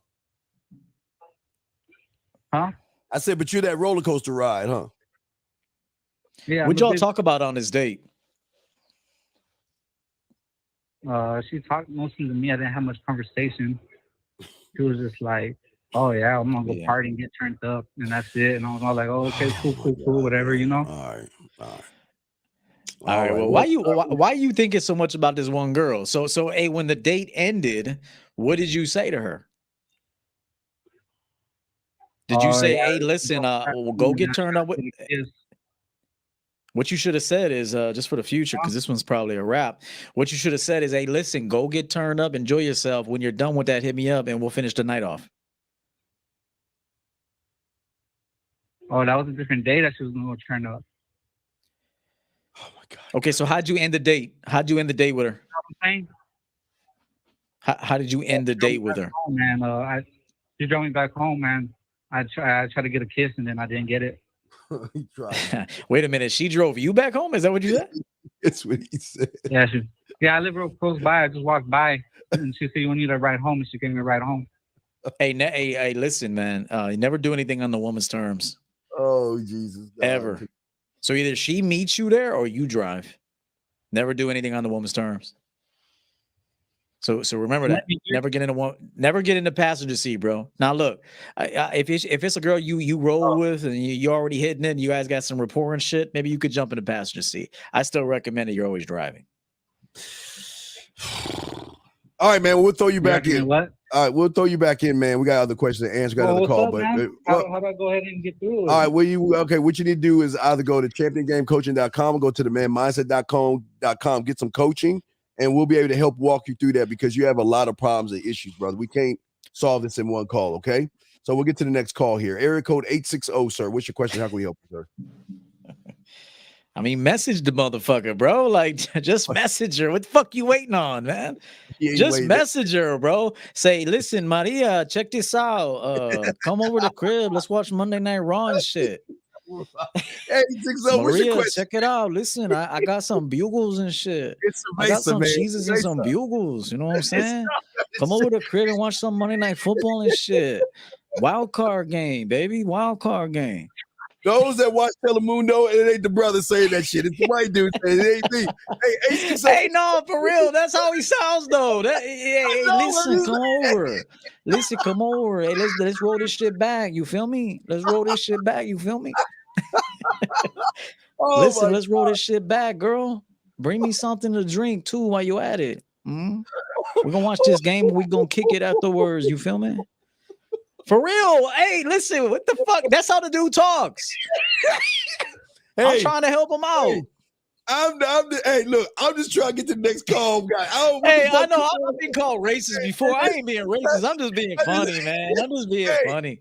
Yo, for real, it's a wild card game tonight, baby. Monday Night Football. Let's run this shit back. You feel me? The words that you are hearing right now are in the form. Now, all right, anyway, 860, what's your question, man? What's up, man?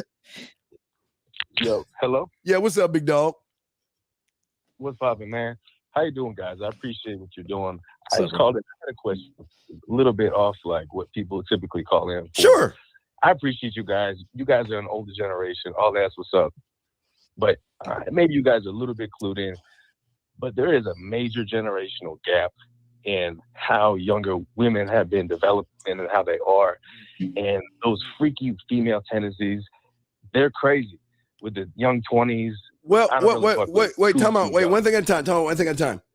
I want to say right My now. bad, yeah. Oh, wait, one thing at a time. I want to say right Uh-huh. now. I want you to quote me on this. I am jealous of all you motherfuckers right now. Jealous, and let me tell you why. Because we are in a time where you are. See, back in my day when everything was in black and white, we only could mess with the chicks in our neighborhood and a little bit outside our neighborhood. You have access to every piece of pussy that's connected to this World Wide Web. And these women are giving up the pussy at such a fast rate now. I don't know what the fuck you're talking about right now because they are throwing the pussy for fucking free. So what are you talking about? Well, I don't understand. Nah, you're right. Yeah, nah. You talk about pussy. I'm talking about like, I guess I'm trying to go deeper with it. Oh, go deeper with it. I'm talking about, No, go deeper with it. I'm sorry, go deeper with it. No, it's all good. I'm just thinking I'm thinking about future generations, man. I'm thinking about like households and like judgment number 3, judgment number 4. Like that. Judgment number 4. You're thinking about other men. Let's get it back to you. Judgment number 4. You're in the 4th judgment. I appreciate that. No, that's straight ahead. I appreciate that. Think about it's a lot of copes, man. You already gave us 4 copes, man. We got 4 copes from you already, bro. Let's chill on those copes, man. But I can't oblige. You know we got respect for you, bro. But you gave us 4 copes in a row. I'm about to be calling out. I'm calling out all the copes in a minute. So I'm calling them all out. You called all this out, man. Come on. So yeah, you want to go deeper? Go ahead. So what are you saying? What does that got to do with you, though? What does it got to do with you, brother? Oh man, that's a good question. Well, I mean, you got me there. You definitely. I mean, you going after the individual as they call. So that's what we do. I'm content. Like I'll be honest with you. Like I don't really have desires or requests. If I see something I like in a woman and she's got a good personality and it glows to me from afar, I'm enamored with it and I appreciate it. I don't need it. I'm built a little bit different, so I'm a little bit of a different caller. I just like posed that initially just to see your opinion. Well, no, but no, you're worse. 20 years older than me. But you're worse because you're thinking about other men and other women, dude. That's even worse. You're calling us. And to Steve's great point, another point. How you like women so fast, bro? Exactly. This is the number one problem with men. Is that y'all like women too fast, bro? You don't know nothing about her ass yet to be liking her like that. No. I'm not talking about.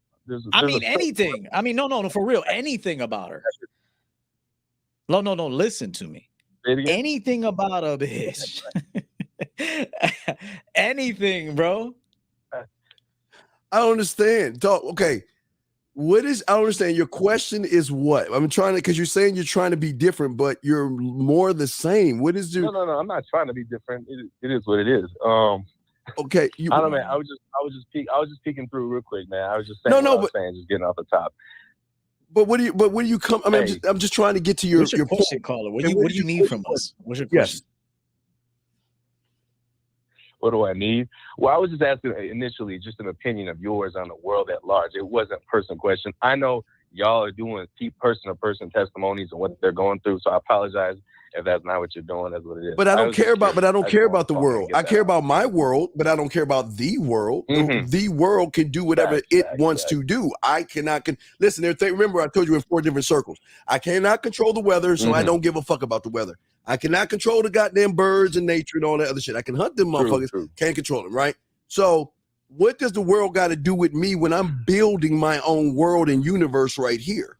That's what I'm trying to get you. Good luck. Yeah, not shit. Right. So what? Yeah. So you're talking about something outside of me, which is none of my fucking business.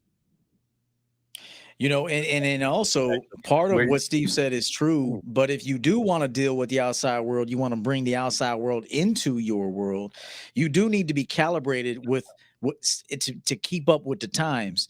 You know, you can't be doing some old 1980 computer shit right now. You know, we ain't looking at, floppy disks anymore and shit. You know what I mean? So you do have to know what's going on in the world, advanced technology, and keep up with the times. This is how people become obsolete in business, is because they're still doing 1980 shit. And they're falling behind. They're losing business to their competitor across the street because they're doing more advanced social media stuff. I mean, look at Steve's presentation. That shit don't look prehistoric to me. This is a guy that keeps up with the times. His commercials are dope. His intros are dope. Even me, I'm trying to keep up with shit. So the thing is that to Steve's point, the opportunities are more prevalent than they've ever been. You can talk to a chick in Russia, spit game at her for about a month, tell her, hey, board a plane, come to my crib, stay with me for a week. Okay. Back in 1980, 1990, you weren't able to do that for the most part. So don't say that it's worse or it's more difficult. It's actually easier, but your game's got to be tighter, though. Your game's got to be tighter, though. Right. I never met it is. And let me say this to you. The reason why your game's got to be tighter is because hey, caller, listen to this. Listen to this. Very important. The reason why your game's got to be cleaner and tighter is because there are more distractions and there are more opportunities for women too. So if you're not if you don't have that dope life, that dope presentation, she ain't gonna be impressed by it. Okay. But likewise, guys like us want impressive bitches. We got to be impressed by her. Yeah. She can't come over here with some bullshit energy and no value. She ain't gonna make it long over here in the program. So just keep in mind, you probably need to hire one of us to be your coach for a minute. Because remember, there's more opportunities. The competition is a little bit heavier than it used to be, but that's a good thing. You should rise to the occasion.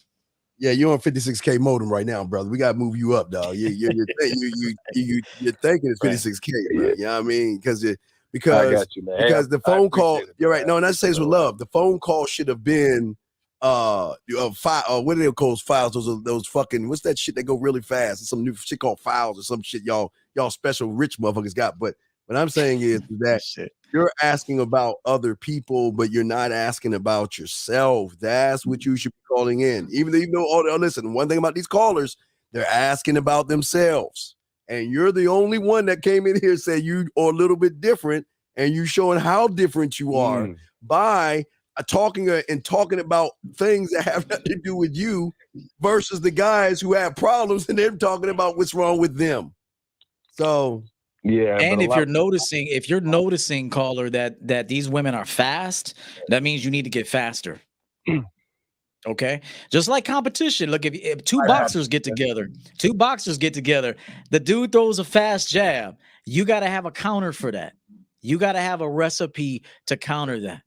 Okay, so it's just like anything. So if women seem too fast for you, that means you got to speed up. Yeah, real talk. You got to speed up.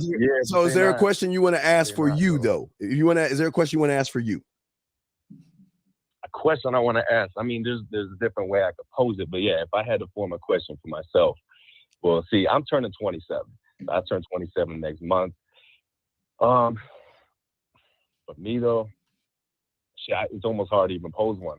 I really don't even have a question at this point. Then you have failed as a student. Okay, then then I'm letting you know you have failed. You are worse off than these guys.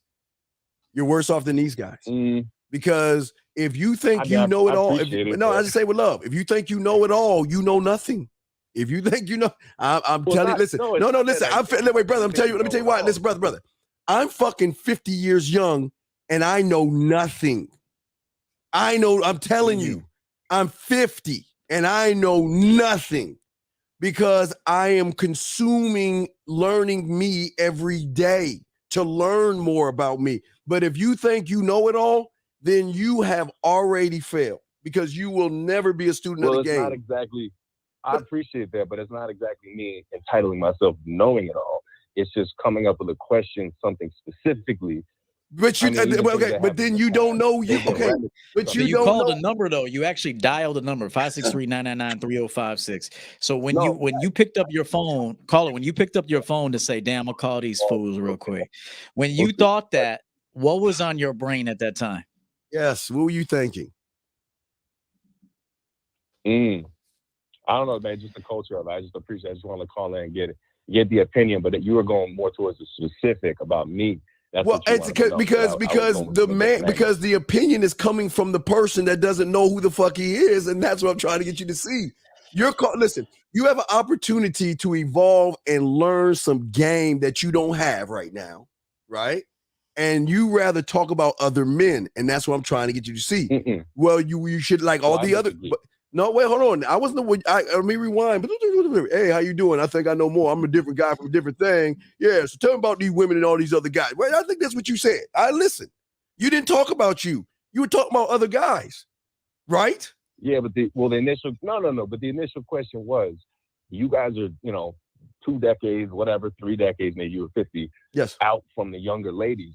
Your speculation, your observation about the actual way the young women have been developing, it's very, in every generation, very different. The way that these women are approached. Sir. Go ahead. Okay, listen, I got one stop because I already got the answer right here that fast.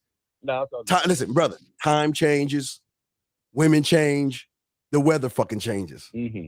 I don't give a fuck. Because I know I'm the grounded, rooted motherfucker. I don't need to. I don't need to worry about a bitch that is a few years, or maybe 10 years or 20 years younger than me. Because you know what? The flavor that I can spit in her motherfucking ear can get her to do any fucking thing I wanted to do. It doesn't fucking matter if it's 2022, 2032, 2042. Exactly. I'm not the year. Well, that's a beautiful thing. There it is. That's the truth. There it is. Go ahead. You got it. Hey. And another thing about women, bro, women are very easy to get. I'm going to tell you right now, getting a woman is all about timing and being somewhere where they're at. Okay. You could be standing at the bar drinking your little gin and tonic, looking dope, smelling good, being fly, not talking your way out of pussy and shit, not talking about your career at the bar. There's another thing. I could see you like getting like intellectual with a bitch right away, like when you first meet her. Now, you can correct me if I'm wrong, but I get that vibe from you that you would ask a lot of questions at the bar. That sometimes I do too much. Yeah, I hear that, bro. I'm telling you, I already know the game, bro. I know the game with you. You probably talk a lot. You ask a lot of unnecessary questions, and this motherfucker's like, "Yo, I'm trying to have fun tonight. I ain't trying to think about my motherfucking. I'm trying to get away from my job. I'm looking for a bad boy to fuck the shit out of me in about an hour. Is that you? Because if not, I got to find somebody else." And so this is what women want. This is what women want.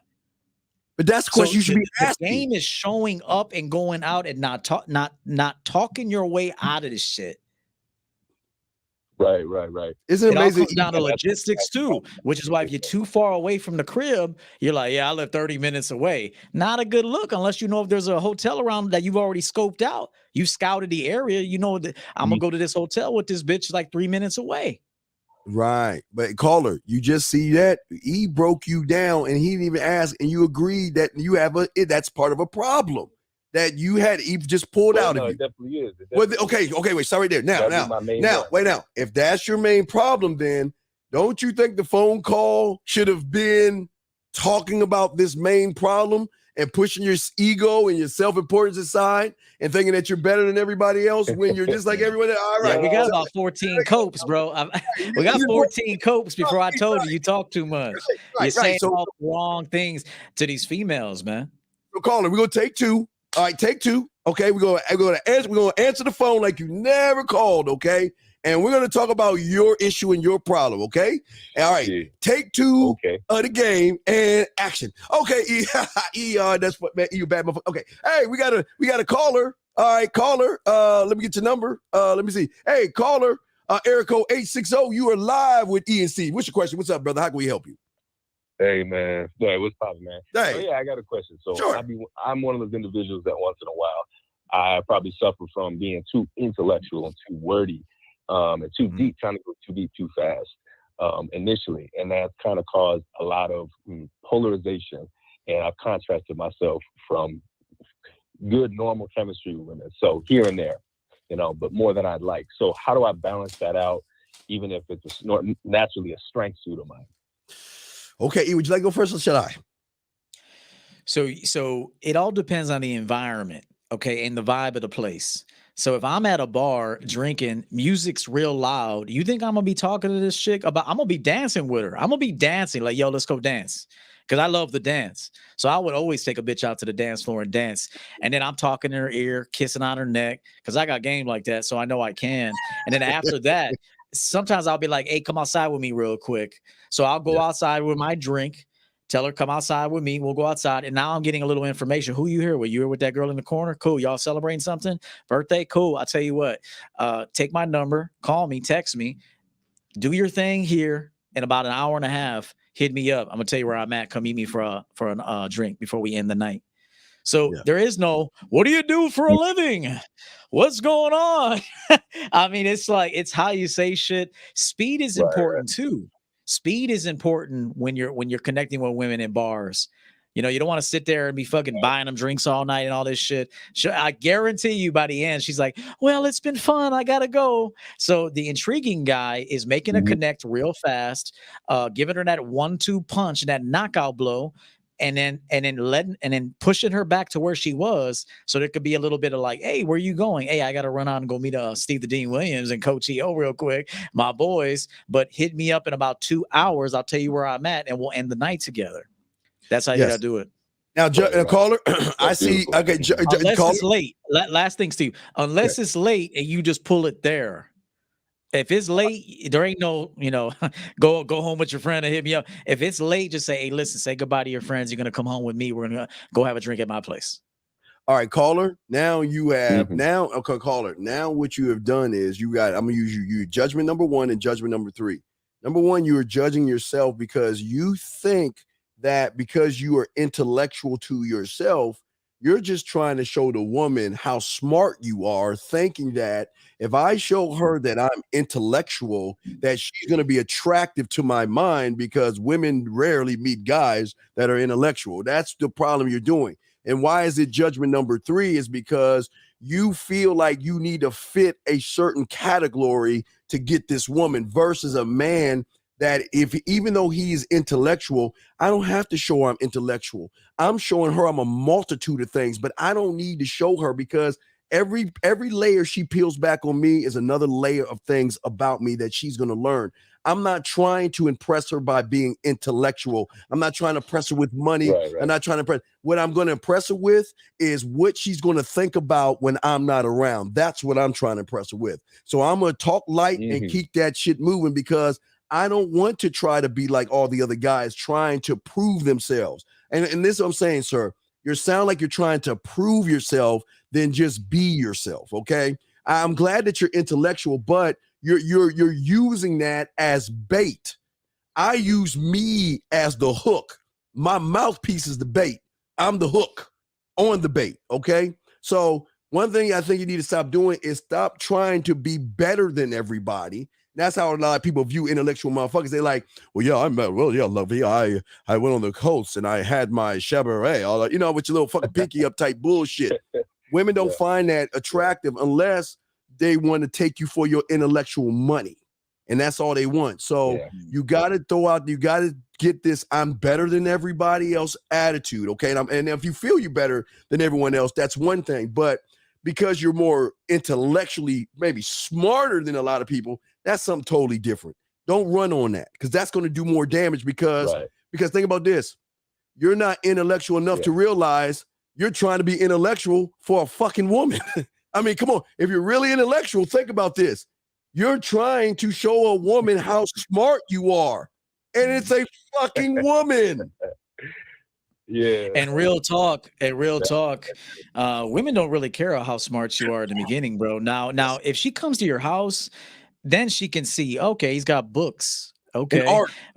He's got books and art, and he's got his place, organized. Okay, this dude's got his shit together. You can let the way your presentation and your lifestyle kind of do some of that talking for you. You don't have to sit there and have these intellectual conversations with them. That's a big time cope. You need to work on your sexual charm. I think you're working on it's like you're selling the intellectual side of you, and you got to understand women are dumb, bro. And what I mean by that, it's not that they're dumb all the time, but there's a time where they want to be dumb. They want to be dumb at night. They want to be dumb when they're out in the club. They want to dance, talk to the DJ, drink fucking shots. They're not looking to be smart then. They're dumb then.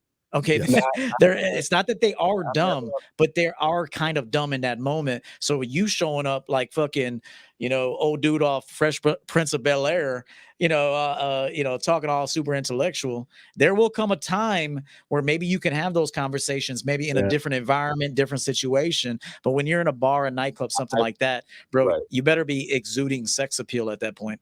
Right. And real quick, caller, I'm saying, like East, I'm gonna ping off what East saying. I'm gonna use Debo as a Debo W.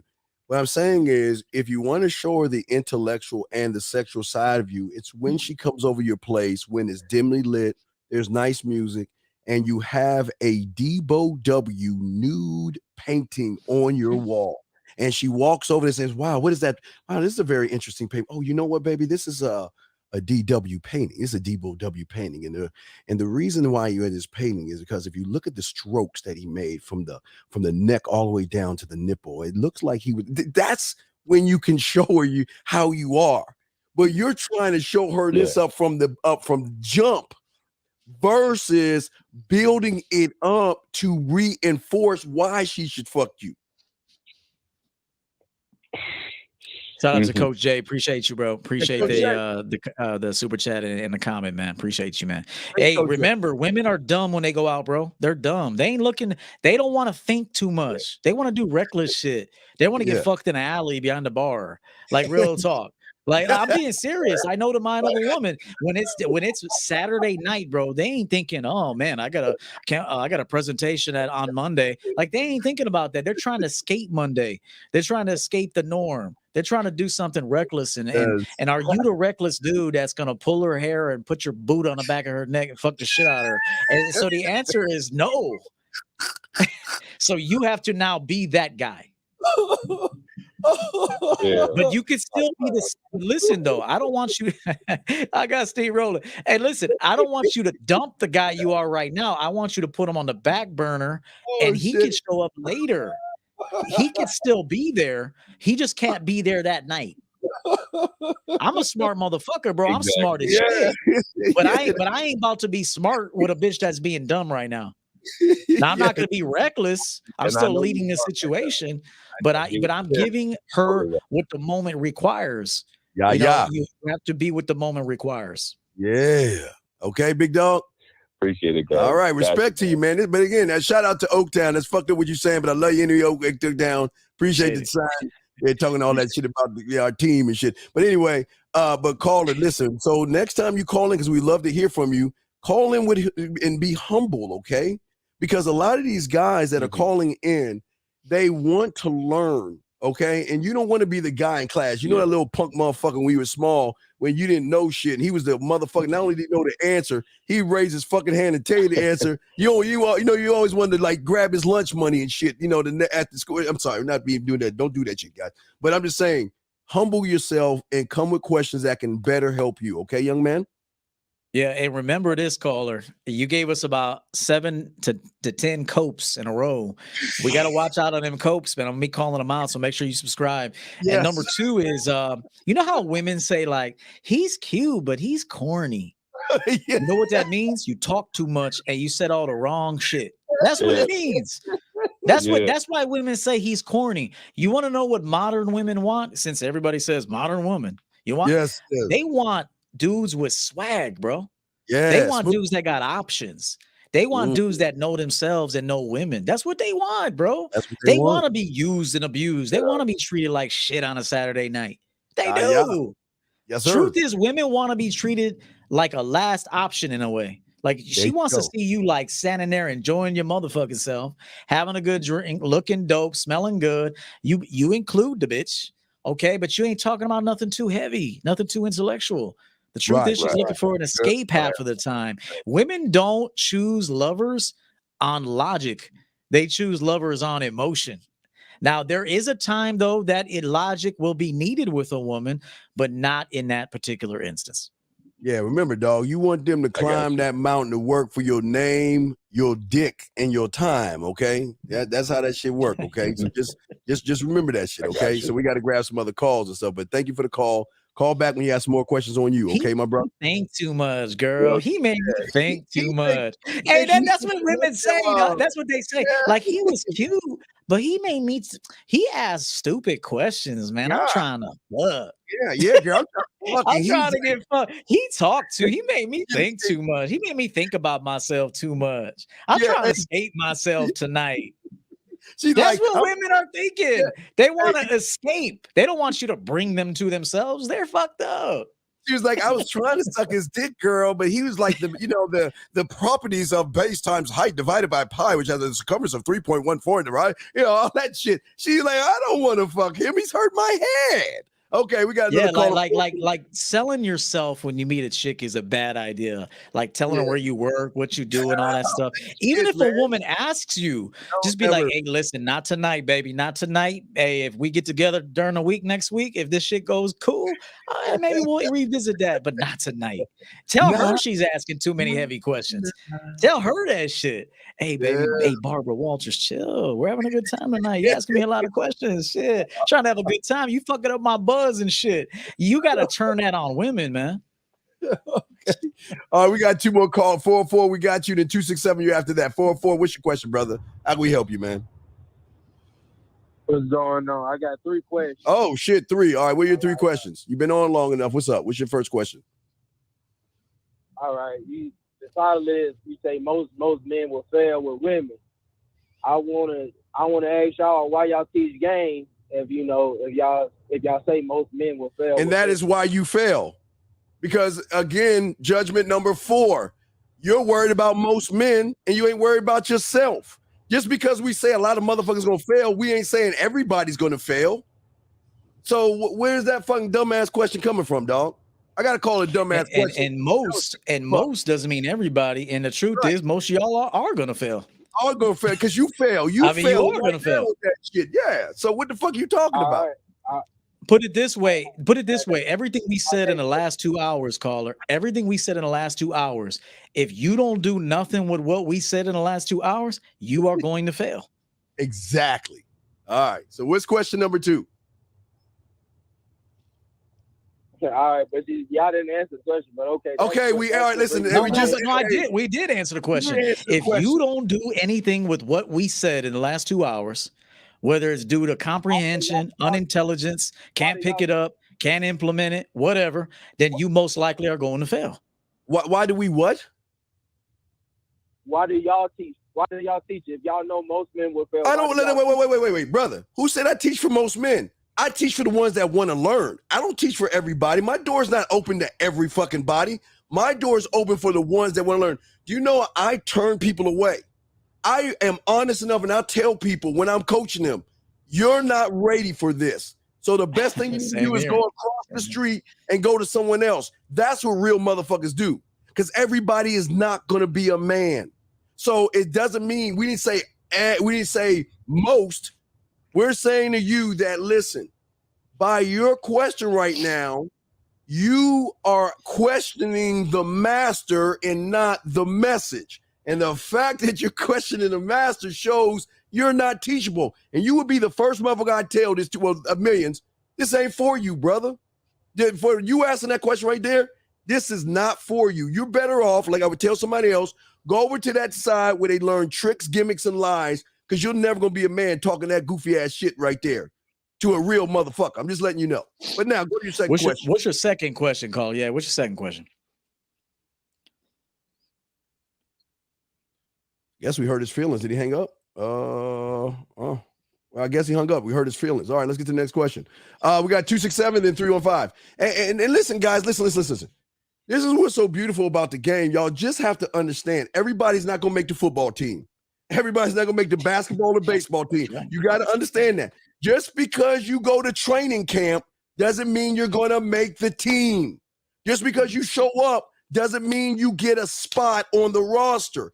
And when you want to question us two guys out there, well, why do y'all versus how can I, then you're not teachable, because then you're questioning what we do versus what you need to do. Sorry, he wanted to say that to him real quick, but you got that's 100% true. No, that's why you got practice squad, and people get cut. There you go. Hey, just didn't make the cut. And sometimes it's not that you were a bad player. It just means we're full right now. So it's just we're full. And so this guy called in with some feminine energy. It's not that there was anything really wrong with the question. It was it was the energy behind the question. Yeah, because it was the energy behind it.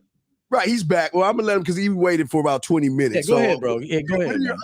And listen, 267, we got you. 267, you'll be after him. We got you, dog. And 4070, we got you too. So 404, what is your second question? I know you had disconnect. What is your second question, brother? Yeah, my the call had dropped. I know. What's your second question? Was, all right. So the second question was, okay, y'all say don't care about the next man and things like that. But it seems that's what I'm saying. What y'all teaching is that y'all caring about the next man. That's what y'all doing. Okay, y'all doing okay, that. sir. This is our job. Okay? Yeah, we're educators, bro. We have to care about the next man for at least 2 hours. You think we give a fuck about y'all at 9 o'clock? Shit, it's our job to give a fuck about you for 2 hours. Yes. But when 9 hits, I ain't thinking about none of y'all. Right. My job is to help those that want to learn. Yeah, and even though I don't give a fuck, I do care enough to help. So what is your point?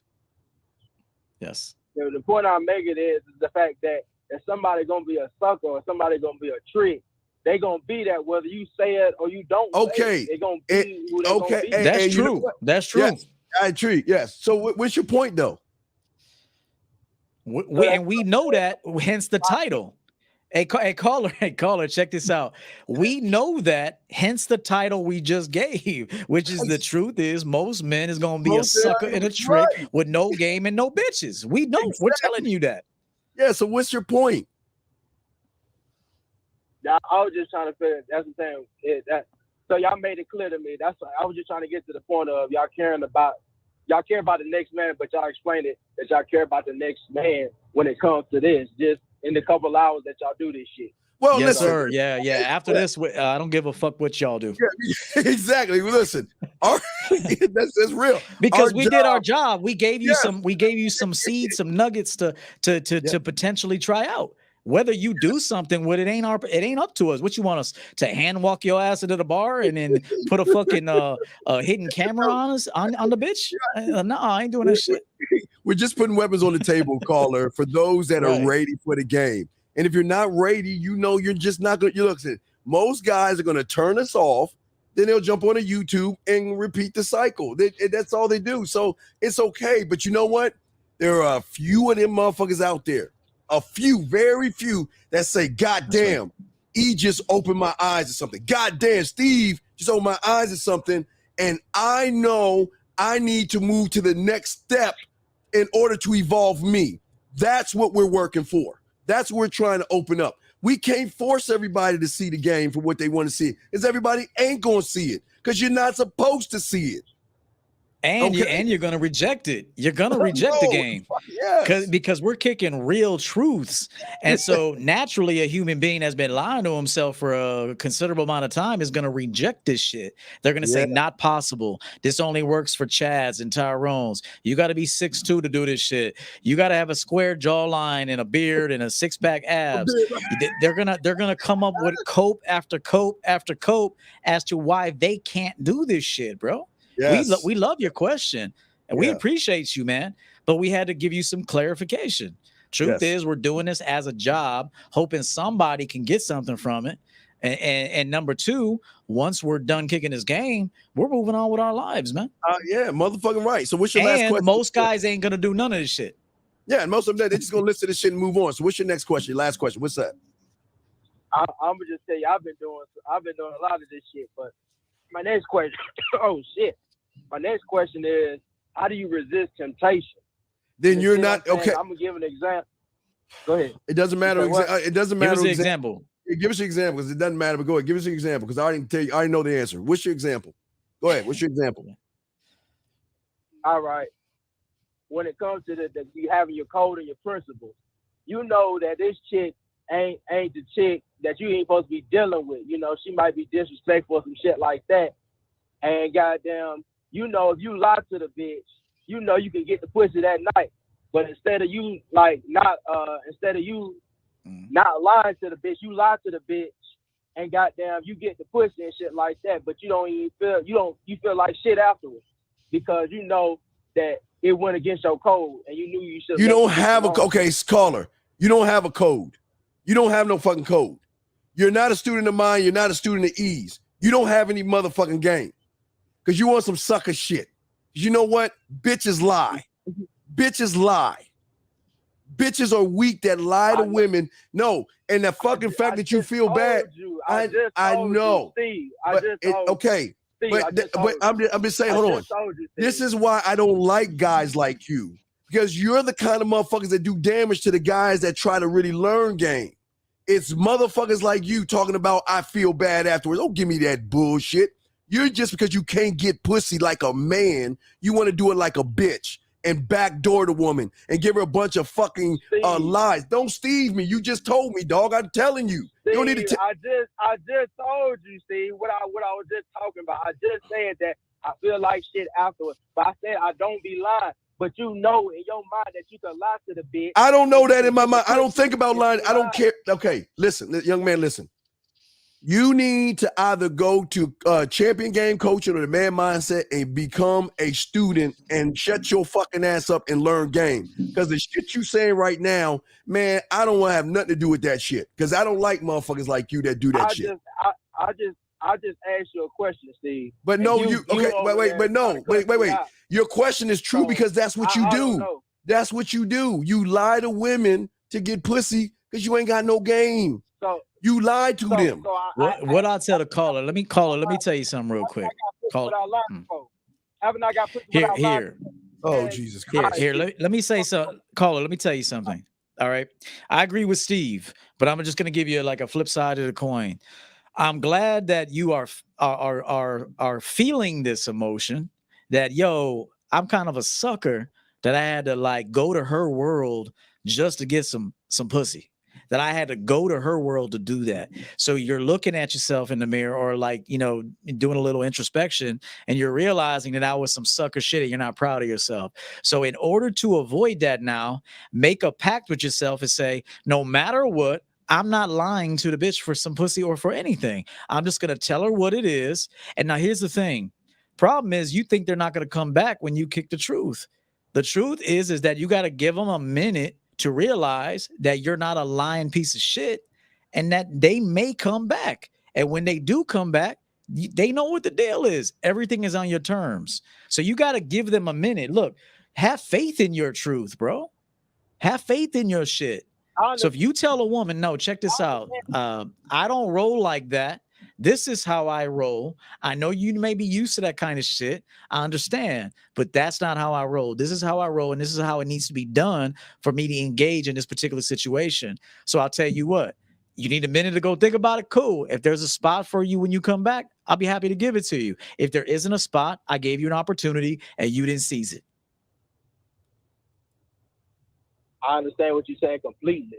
What I'm saying is, but there's nothing else to talk about it. Caller, see, the problem is you're still talking about it.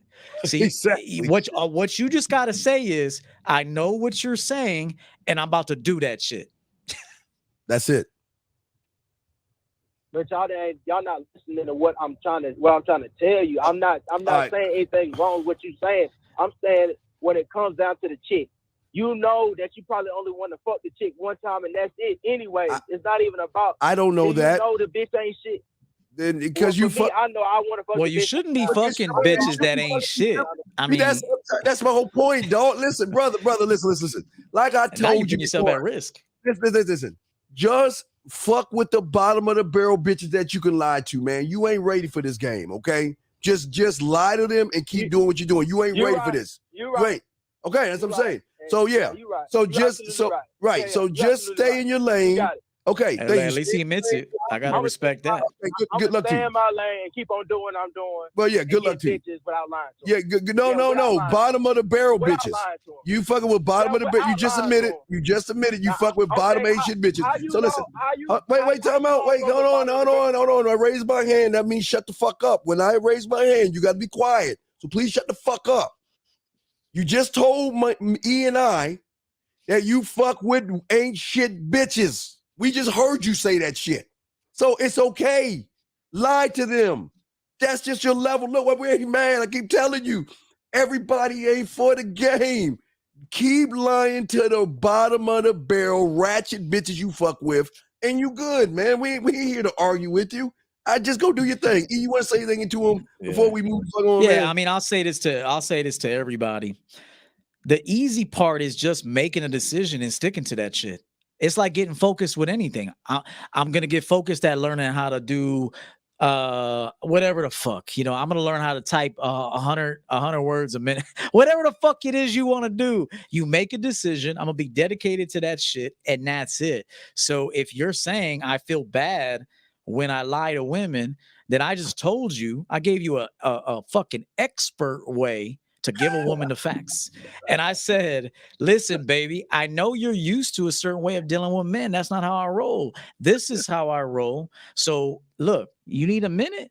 Go ahead and I'll give you a minute. But when you get back, I might have somebody else in the spot. So if there's if I want to bring you on, I'll bring you on, but you better seize the opportunity now. And so that's really what a mouthpiece is. That's what sexual persuasion is that you're letting her know the facts. You're putting her like kind of in a scarcity mindset. You're like, yo, I don't roll like that. I don't do shit like that. But I'll tell you what, here's what I can do for you. Here's what I can do for you. And then at that point, she got a decision to make. You know what happens with you? If she goes home with you, you got what you wanted on the truth. If she doesn't go home with you, you're cool because you can, hey, you stood on your principles. All right, we got the lines are blowing up now and shit. All right, 267, sorry for the wait. You up next. We got 61. Now we got a handful of guys. 267. Yo, what's your question, brother? Yes, what's going on, sir? How can we help you? Yo, Dean, I emailed you maybe like 3 or 4 days ago. What's up, yo? But I emailed you about 3 or 4 days ago. I'm almost positive that it was about the dirty talk. Okay. And I'm pretty sure you sent me the wrong product. I don't know if you got that email, but that's all right. What my question. Send me just send me the email now. I'll check it out after the show. Just send me an email now and let me know. Okay. All right. Thank you, sir. We'll throw you back in. All right. Thank you. Next one up, area code 470 and then 315. I'm sorry. It should have been 315. All right. Hold on 470. Let me get 315 because they were before you. Let me bring in 315. Then I'll bring you in 470. Sorry. 315, sir. What's your question? Then 470. All right. 315 going once. 315 going twice. All right, everyone up. Next one up, 470, sir. What's your question? How can we help you? What's up, yo? What's up, D? Yo. Hey, what's up, bro? So I'm a real student of the game, man. I'm trying to learn this shit. Dean, I'm with the man mindset right now. I'm trying to, work on myself. I'm in the self chapter. What's your question right now? What's your question, brother? What's your question? So my question is, how do I get more interactions going? Because I've been doing the 5 women a day. It seems like, it's not really working out for me as good as I hoped it would. What do you mean working out? What do you mean working out for you? Okay, so I do the approach. I do everything I'm supposed to do, but it seems like it's not really getting anywhere. Where you mean? What is not getting anywhere? I'm not getting. I'm not able to get phone calls back or text back. Phone calls. Able to get dates set up. But okay, What are you saying? All right, well, walk us. What are you saying? What you doing? Tell us. You walking. All right. So all right, cool. So whenever I go out to meet these women, say for example, you go out to meet them anywhere. Wait, you go out to just go out anywhere. I see a woman and I say, hey, hey, I know you busy. My name is Darius. Nice to meet you. What's your name? Hey, I don't mean to take up too much of your time, but listen, you seem like a woman I want to get to know in a very intimate way. And here's my information and hit me up. Now, is she saying? Is she saying anything between all this shit? Or are you just saying all that shit? Yeah. This is okay. Well, I mean, when we say what happened, tell us what happened. It sounds like you just saying everything and you're not listening. Is she saying anything in return? I mean, this is just in general. Okay. Interaction. Then you're not 90 seconds. You're not doing it right, because if you cannot keep the information in your head of what happened, how can E and I help you if you can't even tell us what the fuck happened? You're right. I mean, I feel like. Tell me how you feel. Tell me how you feel. Okay. Yeah.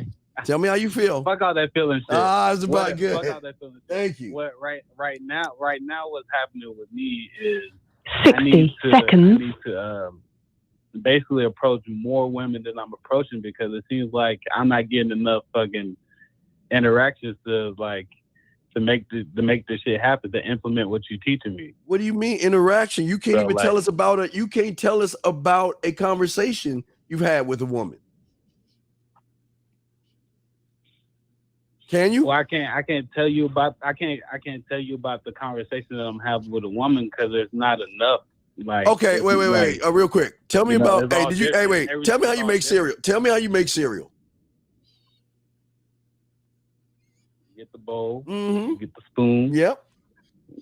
You go in my cupboard, get the cake ass cereal. Yes, pour sir. that shit in there. Get the milk. Okay. Pour it in there. All right. So how the fuck you tell me about you making cereal, but you can't tell us about an interaction you had with a woman? If you're talking to so many women every day, how can you? Okay. For example, hold on. Okay, can I go on my messages and spit game to you real quick and let you know what's happening? I please, sir. All right. We got other callers, guys. Right, I ain't gonna say much to this because he bought your program, so I'll let you teach him and all that. All right, real quick, hurry up, man, because we got another call. What's up, man? Damn. Okay, so for example, this one woman, she messaged you on Tinder. Okay.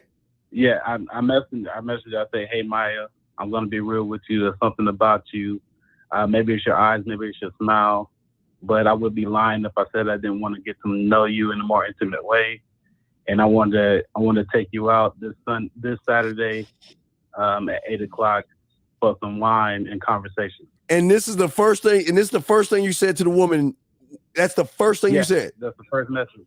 And she, okay. Do you ever give these bitches time to say hello back? Do you ever give them a chance to say anything back? Because it's coming off like you're saying it from.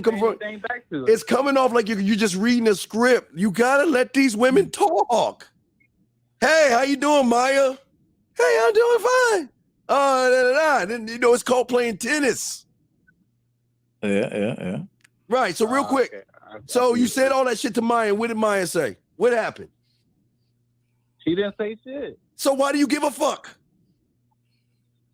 But I'm doing these is multiple this is like. Oh, hurry up, man! We got another call. 1, 2, 3, 4, 5, 6, 7, 8. At least like 15 bitches on Tinder that I sent this to and no replies. Right. And E, you can take this one after this, but listen, you're just saying a script. You're not even giving the bitch a chance to talk at all. You're just saying a bunch of shit. Well, it's my biz. It's like, you know what I mean? You got to let. Okay, communication isn't just one person saying something. You understand that? Communication isn't just you talking. Yeah. You gotta let the person talk. You gotta let them say something. You can't just say everything. You gotta let them talk. E, what would say you real quick on this, E? Yeah, man, I made a video the other day talking about the game is tennis. And I say, you hit the ball, she's got to hit back. But the man serves. The man's got to serve because it begins and ends with the man. Yeah. But see, all of that you said could work as long as it's segmented and she's hitting back to you. Yes. But if you're just giving one long cold call, that's not like a cold call. Right, exactly. You cold called the bitch. You're like, hello, something's interesting about you, and I want to know you in a more intimate way. I was wondering if I could take you out Saturday night and court you and take you out. Can I look at your website? Can you take a look at our website? See, that was a cold call, bro. You cold called the bitch. Oh shit! Is that okay? Does that make any sense, sir? Segmented, segmented and let her hit the ball back, but she's got to hit the ball back. Yes. And again, that's I don't want to interfere with that, but that's just how we do that. We got to grab this call, but it's just back and forth, brother. Back and forth, okay? I got you. All right, respect to you. All right, sorry. Yeah, thank you, brother. All right, let's get to the next one. Area code. Wait, I think we already did 862. Hey, the best salespeople in the world are selling you, and you don't even know it. Yeah. Oh, absolutely. That was something I was told all the time, was like, man, I didn't even feel like I was getting sold anything, but I got all this shit. I'm like, because the best salespeople make you feel so relaxed. You don't even feel like you're being sold. And so Yeah. that was very Yeah. like You- bad salesman salesman talk right there. Yeah, way too Real much. bad. We got a bunch of questions we gotta go down real quick before we wrap this up. So let's answer these questions. Lines are down now. So lines are down, guys. So just go ahead. We're gonna answer questions. Let me see what this guy says right here. I wanted to ask what the definition of masculinity is to you, gentlemen. Thank you kindly and much respect. Shout out from Vegas. Okay, shout out to Vegas. Okay, masculinity is going to vary from man to man. It's that you are unafraid to be what you want to be and to get what you want to get. If you want to go sit and eat a sandwich, everything you do is because you want to do it. That's what true masculinity is. You stand on who you say you are. You don't backpedal from that. And that's it. It's like a king. A king has rules, man. There's certain things I will never cross the line. This I will never cross the line on that. I'm firm on that. Yes. So masculinity is going to vary from person to person. There's going to be somebody out there that maybe doesn't want a bunch of women. They want one woman. But if that's how he wants to roll, get married when he's young, that works out for, like my brother, for example. My brother's been with the same girl since they were 16 years old. They're 50 now. They've raised 2 sons, Division I athletes, college graduates. Now they're grandparents. I mean, that's what they wanted to do. And he's running that game the way he wants to run it. So every man has to decide who he's going to be and then run your game. Don't give a fuck what people think. You do it for you. That's what masculinity is in my book. Yeah. GL, what I want to say is it's a great question, but you're on the wrong street. Come over to your street, okay? It's not what a definition of masculinity is to myself or E, because E is his own man, and what E sees as masculinity is something I can't argue, because that's how E views the world. It recorded according to E.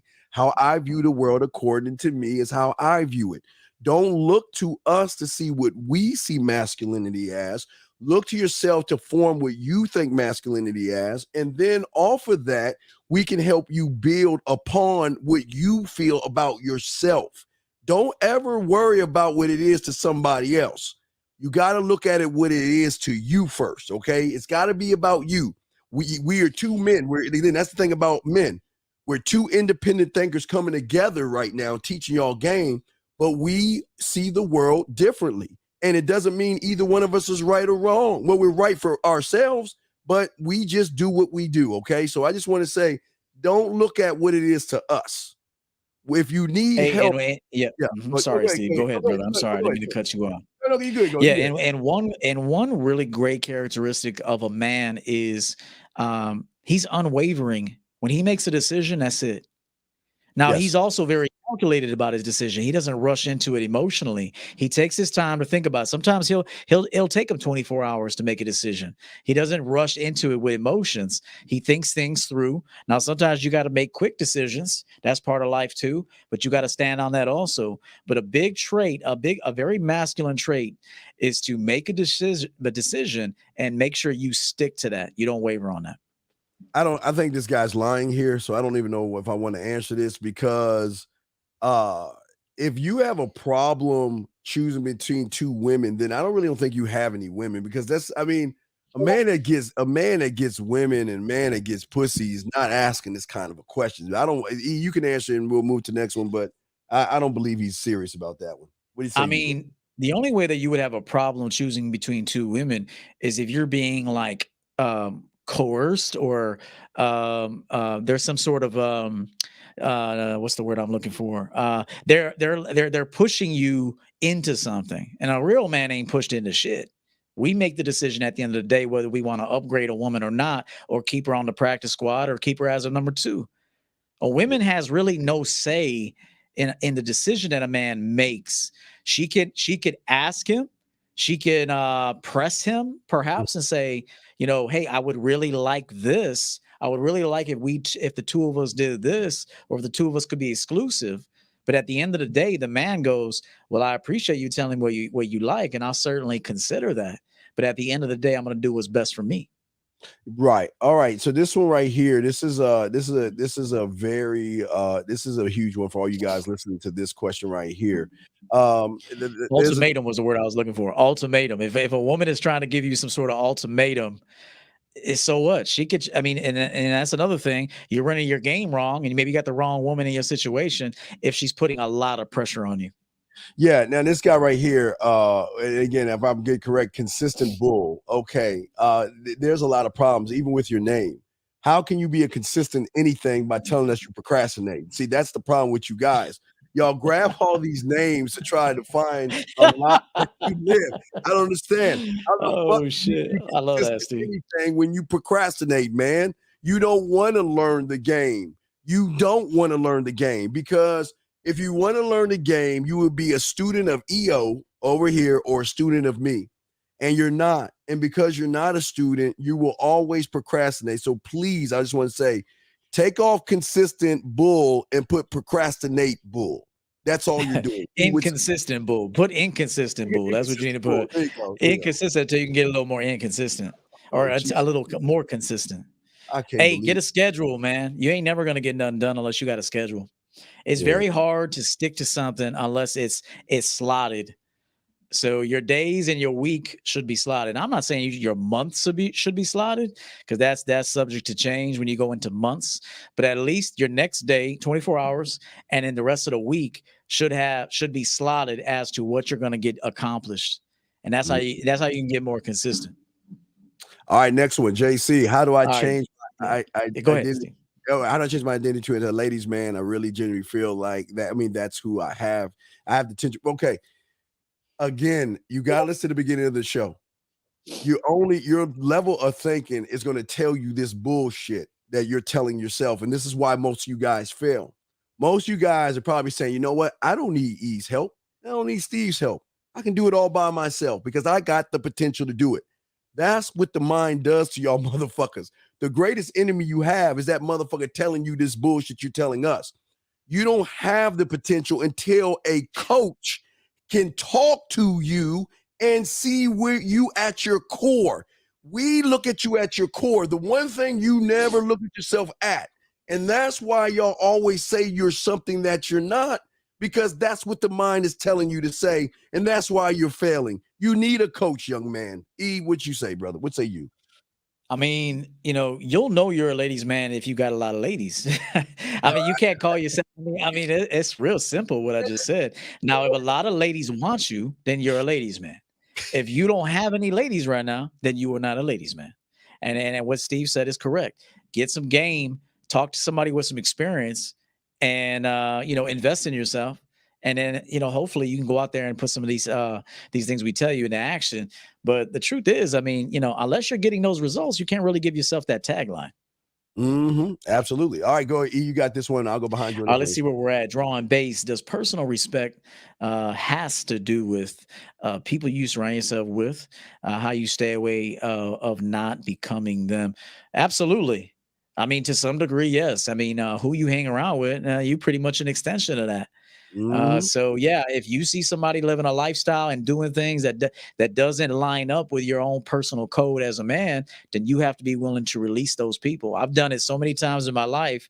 I don't have to do it with judgment. I could just say, hey, listen, that y'all want to do that? That's not that I'm going in a different direction. And so not that your direction is wrong. It just ain't, it's not right for me. So you want to be sure not to shun women if they don't want what you want. They have the right to not want what you want. And so friends have the right to not want. Family has the right to stick to that same old tired shit that they keep doing, that traditional stuff. And so if that works for them, let it work for them. But if you're going to be your own man, you better get used to being alone and making these cuts when necessary. Yeah, here's my question, DB, for you, my brother. I just want to ask you, okay, great question. Again, wrong street. My thing I want to know about you is how do you surround yourself with you first? How do you surround yourself with you first? Now, for me and E, I can speak for E on this one. E and I surround ourselves with our scribes, our culinary school for the flavor. We surround ourselves with our studio, our government, our marketing team. We surround ourselves with individuals that strictly work for us. The problem is You're looking above the surface again, making judgments. Again, I don't really talk about judgment number 5, but now you're talking about the world again. See, so many copes and so many judgments that you young men are doing, man. So it's not about how you stay away from them. It's how you come closer to yourself. Like he said, you are a percentage of the people you hang out with. And if you, and listen, I don't hang out with weak motherfuckers. I tell you, hey, all the motherfuckers I roll with, nothing but pipe hitters. And you will get weak. You will get weak if you're around weak motherfuckers. You'll be talking like a bitch pretty soon. You're like, oh shit, the fuck, I gotta get rid of this motherfucker. I've got to admit, and this is why your woman will start talking like you if you're a great leader. She'll be thinking like you, talking like you. She'll be offering great ideas eventually. Off rip, no, because she ain't ever been introduced to anything great. And I know that for a fact because there are not many great men out there knowing how to run game and lead women. And so you'll notice that you're a great leader if your women are doing things eventually like you do them. Mm-hmm. They're even talking like you. That's how you know when you're a great leader. Next question up. You got that one. All right. Would you suggest giving your number out to multiple women in the same bar? Now, personally, me, I'm not gonna do it. I personally think that could, women, because if you are talking to one woman and then you're around the bar, she'll be watching you. She will be watching you. And if she sees like, oh, this dude just giving his number out to everyone, he don't give a fuck about his number. So you should even be selective about who you give your number to. If you're just a dude just giving out your number to everybody, that's a bad look. Be selective about whose pussy you put your dick in, YouTube shill, whose lips you put your lips on, who you talk to. This goes back to the previous question. Be selective of who you deal with. So just in my opinion, and still could vary here, and that'd be fine.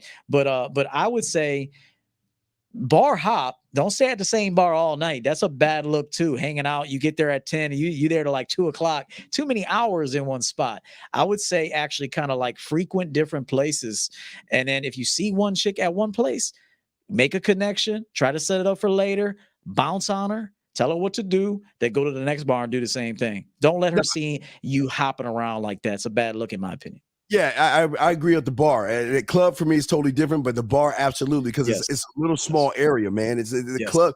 See, for me, when I go to the club, I'll break the club into for different sections. But a bar is a small little area. So you, like he said, if I would do it, I would go to different bars. I wouldn't just throw my number out to women at the bar because everybody's in proximity. It's not that everybody's all like lumped in a certain area. Whether the club is totally different. So I agree. I ain't gonna say shit. You right on that one. Let's get to the next one right here. Hey, and if you're gonna do it, be discreet about it. She ain't gotta see it. It's all about logistics. If you know the bitch you just talked to is back here, don't give a bitch the number all open like this. Turn your back, talk to the female like this, and slip her your information. Like she ain't gotta see the shit. Like have some tact about you, man. Wait, time out. E. Come on, E. Look. Not E. Wait. Not E on the panel. That's what we're talking to. I'm talking about you, E Love. Please stop hating yourself and giving out poisonous information. We don't ask for a fucking number. Fuck is that about? Please stop giving that weak, feminine ass shit like you don't love yourself.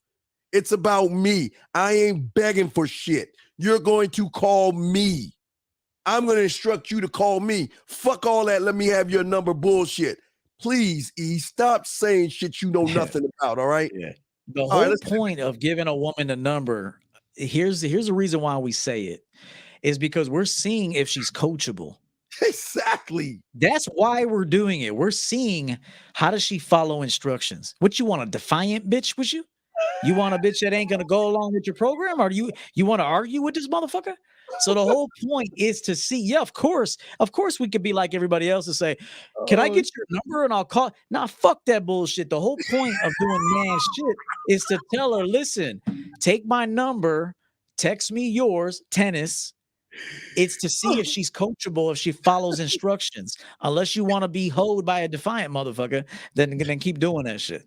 All right, let's get to the next question. Oh, wait. Okay. How do you really love yourself, E? What's that on that question right there? How do you love yourself? Well, you're going to love yourself in different ways as you progress through life. You know, how I loved myself in my 20s, I would not love myself like that now. I love myself in a brand new way every day. I respect myself more every day. So I respect myself more today than I did yesterday. And I'm making wiser decisions. That wisdom is more is it wisdom is love. You want to love yourself? Get wise. Be around wise people. Get wise advice. Stop begging people to like you. You know, so it's important. How I love myself in my 20s is a lot different than how I love myself right now. It's Yeah, gonna change. Yeah, real quick for that question right there. I always tell you guys, every time I end my show, you always tell them two things. Number one, I always tell you, think about the graveyard. Always remember everybody in there had one thing in common, is that they don't have, all of them didn't, they thought they had tomorrow coming to them. So you live every day like it's your last. That's number one, to love yourself. Number two, the thing I tell you to do is after every show now, I tell you to go grab a glass, go ahead and pour whatever your beverage is in that glass, go into the mirror and look at that man in the mirror and tell him, I got you. I love you and I have your back, and this is to you, and tap the glass. And I promise he'll say everything back to you and toast you. So toast yourself, because the only way you're going to love yourself is to love your fucking self and stop worrying about what people think about you. But it's a process, young man. Remember, it's not like a show episode of I was about to say the Brady Bunch, so I need to move it up to like Martin or something. It's like another 30-minute episode of Martin or whatever the fuck it is. But you can't solve it in one thing. This is where coaching comes in at. Okay. Next question right here, Lewis W. E. Hey, and real quick, I love that point. And it's also being honest with yourself. You like knowing where you're vulnerable and knowing where you're strong. That's a really great showing of love to yourself. Is like, nah, I'm vulnerable there. Like even me, I used to drink my ass off. I don't drink anymore. I don't drink. I don't smoke. And that's why I don't go to bars. The only way I'm gonna go to a bar is if I'm signing some sort of business deal in that bar, or I'm coaching a dude and he paid me to meet him in a bar, and now I show him the ropes. But so it's knowing your strengths, knowing your weaknesses, because everybody's got them. Even Superman, all the superheroes got a weakness, and they avoid that, but they concentrate on their strengths. So it's important that you know thyself impeccably. The ins and outs of that man. It's very important that you learn yourself before you learn a woman, before you learn a job and everything. I mean, you're going to learn everything simultaneously. It's kind of a fluid thing. You're going to learn, but you got to know yourself. Number one, know yourself. Yeah, real quick. Hey, get drunk, be an alcoholic to you, and drugged out on your product. You, like I keep telling you. Always listen, on the inside, drink you to taste how good you are to you. Smoke you to see how powerful the drug of you is. That's what we're trying to say. I'm not saying to do it. Remember, this is not above the surface. Is when you're going to the store and you're grabbing some alcohol, or you're going to the drug dealer and getting something to snort. I'm saying snort internally to see what you are and how much you need to add more to or take away from, brother. All right, Lewis and W. You got another question right here, brother. Let's see what we got here. So I've been seeing this female for a couple of months. She's a single mom of a 16-year-old girl. Okay, dad passed 12 years ago. I'm a single dad of an 11-year-old, and we're good. Just looking to get your input. I don't see a problem necessarily. Look, I tell guys, look, if you're a father and you meet a single mother, that could be a good fit. Now, I will tell you that I am not for guys without children going with women who have like babies, daddies, and children. Personally, you want to date them casually, not a problem. Any kind of advancement, I'm not really for that. I'm going to tell you to go find somebody that doesn't have any children. However, if you do have a child, she has a child, that's perfectly fine. I don't see a problem. As long as she's respecting you, she's honoring you, she shows you can trust her, okay? And you guys have good communication, good sex life. But even if look, I don't prioritize sex that much because, I make sex good. And, sex to me is a reward. I ain't doing that shit to get my rocks off. I'm doing that shit to give you a reward for all the service you've given me over the last week. So that's how I look at it. But my thing is, as long as she honors you, respects you, and brings you value, you do the same for her. And the two of you got a kid, I don't see a problem with you continuing that. Okay, I see a few problems here. Okay, this is why I keep telling you guys, okay? It's like you're trying to justify or get validated on something that we're going to tell you. It's up to you anyway. The fact that she's a single mom of a 16-year-old girl, that has nothing to do with anything. The fact that her father passed away 12 years ago has nothing to do with anything. The fact that you're a dad of a wonderful 11-year-old has nothing to do with everything. You got to learn how to Don't add stuff to something that you're trying to ask. You're just trying to see if this is something good for you. And this is what I always tell you guys out here. Don't ever make it about the child. Now, there's one thing I always say that I want you guys to do. If ever you're dealing with a single mother, don't believe the mother. Watch that damn kid. The kid is going to tell you what that mother is. If that kid is an honor roll student, if that kid has good personality, if that kid is, excuse me, yes, please, thank you, it's going to tell you what kind of person the mother is. Don't look at the mother. But now, on the other hand, listen, because look at the focus on the mother and don't try to play daddy. Don't have tea, and don't go on play dates where our kids and your kids can hang out. No, this is where you separate it. You're trying to see what's up with the mother, okay? Regardless of what your situation is, you want to see what the mother's about, okay? Don't make it about the kids, because as soon as you make it about the kids, it becomes a package deal. Then you gotta have to do all that bullshit. And I don't want you to do that. Make it about the mother, the woman. Don't make it about the child. Don't make it about the father. Make it about how she is to you first. That's first. And then if everything goes right as a one-on-one, and she, after months, damn near years, are showing you improving worth and value, then we can maybe start bringing the kid in. But keep the kid out of the relationship. Keep him or her out. Keep the motherfuckers out for a long time. Because a lot of y'all guys try to get these women by trying to impress her by, hey, here's a little balloon, little junior. Let's throw the football. And I coached somebody on that shit recently. Yeah. Mm-hmm. Don't do that. Don't try to impress her by trying to like kiss the kid's ass and say, I'm a good person. Don't do that. Make it about you and her. Don't make it about the kids. And maybe after a year or so and everything's going smooth, then you can slowly usher the child in if that's what you choose to do. But don't do that anytime soon. He would say you, brother. That's perfect advice. And the one thing I just noticed I didn't see the first time was it's only been a couple of months. You know, you got to give it time. 4 seasons minimum.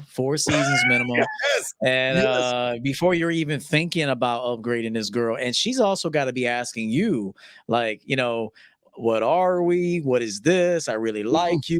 You know, she's got to prove herself to you. She can't prove herself. She's still hiding shit. In 2 months, she's still hiding shit, bro. You ain't going to find out nothing for a couple of years, man. So, you know, she's got to put her phone out when she's with you. I mean, women have to prove themselves if they ever want to be upgraded. It's the bottom line. You know, if we're going to fuck you, we don't give a fuck who's in your phone. Keep your phone in your purse. I don't give a shit who's in there, because that's all this is. But if there's conversations being had about exclusivity, then there has to be proving going on with that woman. And unless she's doing that, I say skip all that, you know, serious stuff. All right. Any advice here? We got 4 more left. Almost done. So any advice on setting up the crib? I live in a 1-bedroom apartment. Okay, listen, this is what I always tell you, because I lived in a little ass apartment too. Listen, my crib was always my amusement park. Okay. And one thing I love to do, because I love art, I love to put art on the walls and all that other stuff, because those are things that is going to help me express who I am, or she's going to be able to see that in me. I want my shit to be immaculate. I want everything to be in order. But I also, again, this is like we talked about earlier. He brought it up earlier today. Sound check your motherfucking crib, man. You got that. What I'm saying to you, young man, you got it. Now, I know it's gonna sound crazy, but you got to lay on your back in the front of the door. You got to lay on your back in the living room and listen to music. You got to lay on your back in the kitchen, in the bathroom, and not really the bathroom. It's not really the bathroom, because you're really doing much fucking in the bathroom except you standing up, or in the bedroom. Why? Because when you're fucking, you're going to be fucking her in all these different places, and you want to make sure that the music is surrounded. That means it's not coming from one side. You want to make sure everything's right. You want to check out your lighting. There are layers to this, because once you got your fucking crib set up, it's just a matter of when you go ahead and holler at her, land, see your air, and you're showcasing your crib through your photos or your videos. That's some of the drawing, because the curiosity alone is, what is that behind him? Why does he have the wine above his bed type things? But E would say you, my brother. I mean, you pretty much nailed it all. The only thing I would add to that is quality pieces, if Yes. possible. Get quality pillows, quality sheets, quality mattress. I'm not saying you got to go out and buy a $5,000 mattress, but maybe at some point you will, because that's where you put your body, and that's an important purchase. People usually skimp on mattresses, and I don't recommend that. So quality couch, make sure it's long lasting, unless it's just something you only want to use for a year. There's furniture you're like, yo, I'm only going to be in this place a year, then I'm going to go have my home built. I only need it for about 16 months. Then go buy a couch for $500. It ain't, because that's all you need it for. So know why you're buying it, where you're going to put it, how it's going to serve you. Okay. And remember, as Steve said, and I'll touch it, lighting matters. When you bring a woman over, you don't want it too bright. Woo! You want the lighting has to be on point, and Yes. scents. Make sure your place don't stink. Yeah. Throw your trash out, get your dishes done, or make her do it eventually. You know what I'm saying? But cleanliness is very important, and then quality pieces. So silverware, I'm gonna be showing you guys this silverware, pots and pans, nice cups, nice glasses. So if you're gonna serve somebody, give a nice presentation. Yeah, and real quick, hey, remember, like, the lighting is important. So that means you walk in your door in the daytime, evening time, and at night to see what she's going to see when you step in there. And make sure, last thing, go to Walmart in the airport section, get 2 of all that women's shit, 2 feminine, like the makeup wipes, the scopes, the toothbrushes, 2 you need them wipes. you need them wipes, all that shit. And stuff, put all that shit in one drawer in the bathroom, okay? Because that's the first place the motherfuckers gonna be going. It's because they always gotta take a bathroom break to go and see how fucked up you are by looking in your medicine cabinet or digging through your shit. So when she pulls that drawer and sees, hold on, there's 2 loofahs here. Hold on, there's 2 Head and Shoulders, shampoos, conditioners. How many motherfuckers is this woman fuck? That's a saying, game right there. But all right, Key, next one right here. Got the one right here for you, brother. Hey, make sure after you fuck these women too, walk them to the bathroom and make them take a piss in front of you. Be like, hey, baby girl, 2 reasons. Let's get all that stuff out of you. And 2, I don't want you to get no UTI. Hey, real talk. You even got to school women after sex. Make sure you go to the bathroom. All right. Make sure you go to the bathroom. And when you nut on them, and make sure when you YouTube chill, but when you nut on them, make sure they don't just go in the bathroom with your nut, because then they can take that nut and stick it up their pussies. So no, real talk. I'll be watching them with the nut. I'm like, hold up, she got nut on her chest, on her chin. Hold on, and then I'm like, all right, go on ahead and take that baby wipe. Yeah, wipe that off. I'm gonna watch. I'm gonna watch right now. Hey, you guys, it's funny because it's true. Hey, these motherfuckers love you and shit. They'll take your nut, put it in their pussy and shit. They got a little portable turkey baster. Squeeze it in there. No, but all right, let's see what Mr. Bates says here, or DeAndre. Should I fix things with my ex? I cheated on her and she wanted me back, or should I just move on? Okay, this is like a question like, how can we answer this question? Yeah. It's like, look, you cheated on your girl. She wanted you back. I mean, why'd you cheat on her? Was it that you're not feeling her, or was it that you just had another opportunity and want to fuck a bitch? Because look, men can fuck women, but still love their girl and prefer their girl. So clean up your game and figure out, why was it that you cheated on her? Did you cheat on her because you ain't feeling your girl? Or did you cheat on her and you are feeling your girl, but you just have opportunities and you fucked another girl? So I look at it this way. We can't tell you to go back to your girl, man. You got to ask yourself, is this woman quality? Maybe I need to renegotiate the terms of the relationship. Maybe I need to say, hey, listen, we could get back together, but, I'm going to want to have opportunities, to see other women. So, I mean, you have to state what the rules and regulations of the relationship is going to be. And so that's what I would advise you to do. If you want to take her back, are you going to cheat on her again? Are you going to be a liar again? If that's the case, don't go back with her. Or you tell her, hey, listen, we could get back together because I do care about you. You care about me. We love each other, but I'm not going to be faithful to you. So I'm going to need things to be open. Yeah, this is why I always I tell guys all the time, this is why I don't want you guys to be in relationships, okay? Because of situations like this. See, if you had somebody that could understand there's a role to be played, when I'm with you, I'm gonna make you lose time. I'm make you feel like the only one in the world, but you're not the only one. Do you understand that? I'm out here. I'm not looking for a relationship. I'm just having a good time and enjoying myself. And a lot of women, y'all be surprised. They might thump and hold their breath for a few seconds, but they're going to realize when you have what you have, they'll say, okay, well, all right, just don't talk about her and all. They always would do that shit. But anyway, what I'm saying is that she's your ex, okay? I say leave her alone. Leave her alone, because what you did is you hurt her, okay? And she's got some deep wounds. And the problem with a person with deep wounds, if you get her back, every time you're saying you're going for milk, or you're going to the bar, or you're going to get, some milk for your Reese's peanut butter cups or whatever. Every time you say you're going out, she's going to be wondering, is this the time or the moment he's doing it with somebody else? You're going to have to just charge her to the game, man. Or if you are with her, you would let her know that listen, we just fucking, there's not going to be a relationship. See who you want to see. I'll see who I want to see. And if you're okay with that, that's fine. Because that way, that takes away the insecurities of, is he cheating on me? You're fucking other women. At least you be honest with her. E, would you anything on that real quick? E, yeah, I mean, if you tell a woman from the jump that I'm not going to be with just one woman, now I might make you my main woman. Yes, but I'm not going to be with just one woman. Now, if you got the right woman, she actually wants that for you. Real talk. I'm gonna be honest with you. If you got the right woman that feels lucky to have you, she actually wants you to be happy. Like, I've met women that wanted me to be happy. I mean, like, hey, listen, you want to be with other women, do your thing. Like, and then there's other women that were very egoic and like, nah, I want to be the only woman.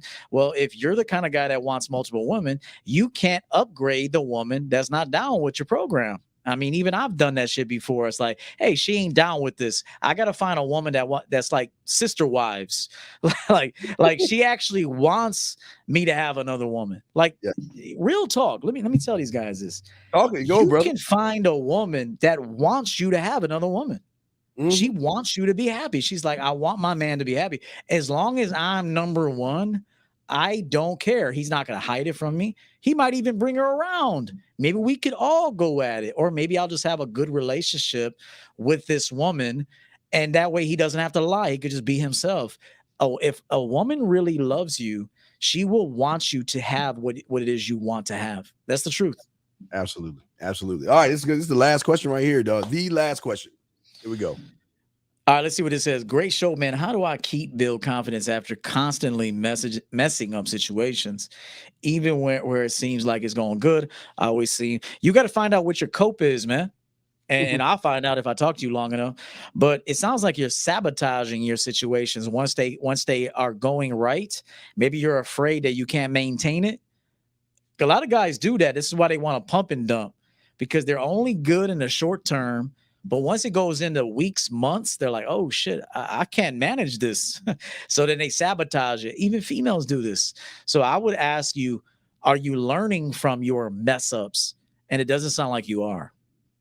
Yeah, for me, and this is always keep trying. I think, okay, I want y'all not to understand what I'm about to tell you. I want you to overstand this shit, okay? Overstand what the fuck I'm about to tell you. As a man, I don't mess up. Okay, because I do what it is I want to do. Yes. So I'm not, there's no mess ups. Okay, there are learning experiences, but now this is where it's gonna get tricky, guys. I know it's gonna throw y'all off. Okay, the thing is that when I learn, because I don't lose, when a woman says no, I'm not interested, or whatever the fuck she has the right to say, I'm cool with it. I win when she says no, because I set out to do what I wanted to do.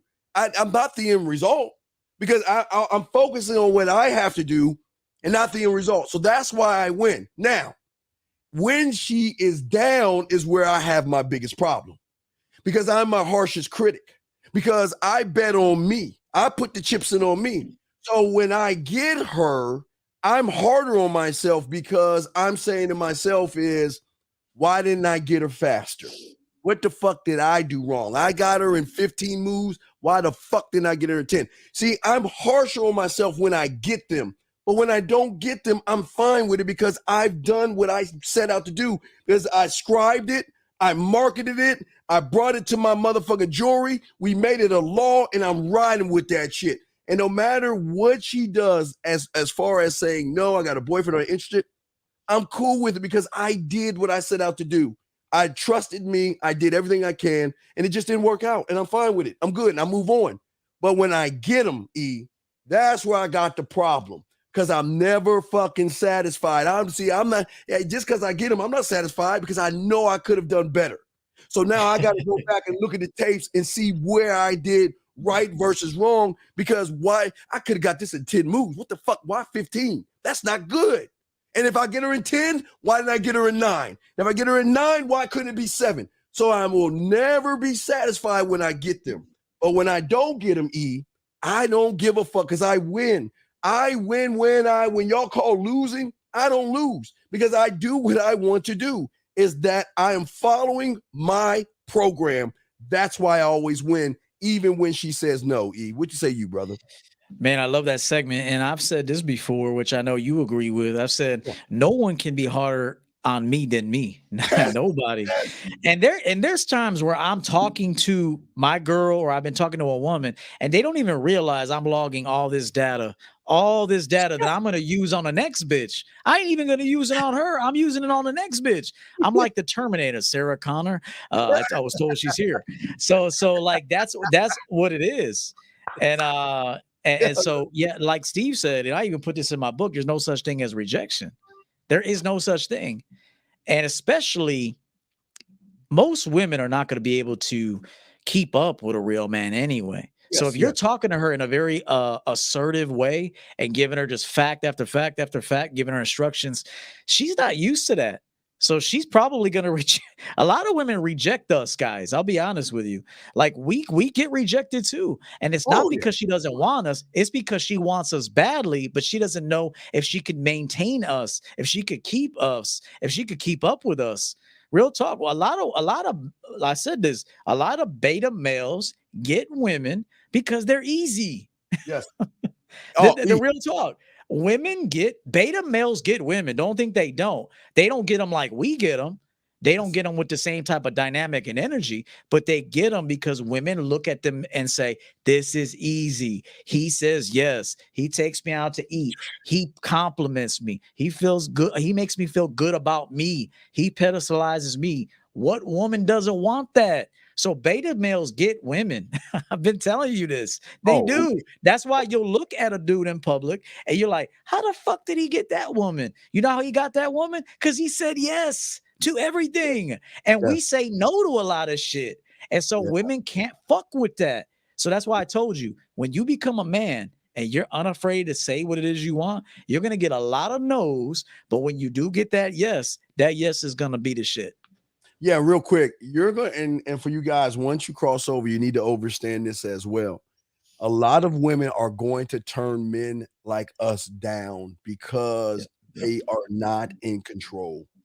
And the fact that not only they're not in control, they're scared when they lose control because all their lives they've been talking to average guys, running them, telling them what to do, living high off the horse. And then they run into an E. They run into me. They run into real men. All of a sudden, she realizes I can't control this person, but yet I feel like I'm losing control. I'm thinking about him too much. I want to tell him I like him. I want to tell him I care about him. I want to tell him I miss him. I don't do that. I can't do that. I can't give up myself. I can't give up the control because I don't want to be controlled by a man or I don't want to lose control because I can't control. I don't know what's going to happen if I lose control. So a lot of them will not be with us because we're out of their league. And that's what y'all understand. A lot of women, when they meet guys that we have to be all sophisticated like our old boy was earlier in today's show, we just put our motherfucking mouthpiece down to show them that this is what you get. And we're so different. We're so unique. There's no book on Everett Overton. There's no book on Steve the Dean Williams. Mm-hmm. So she has to try to create a notebook. And why in creating that book on us, she gets caught up into the drug of us. Whereas for the average guy, she already knows you, so she knows what moves to make to get you to do exactly what she wants you to do. But she can't do that to a man. Only thing she can do is fucking take the knee, kiss the fucking ring, and hope that we give her a little bit of our time. E, you got it, man.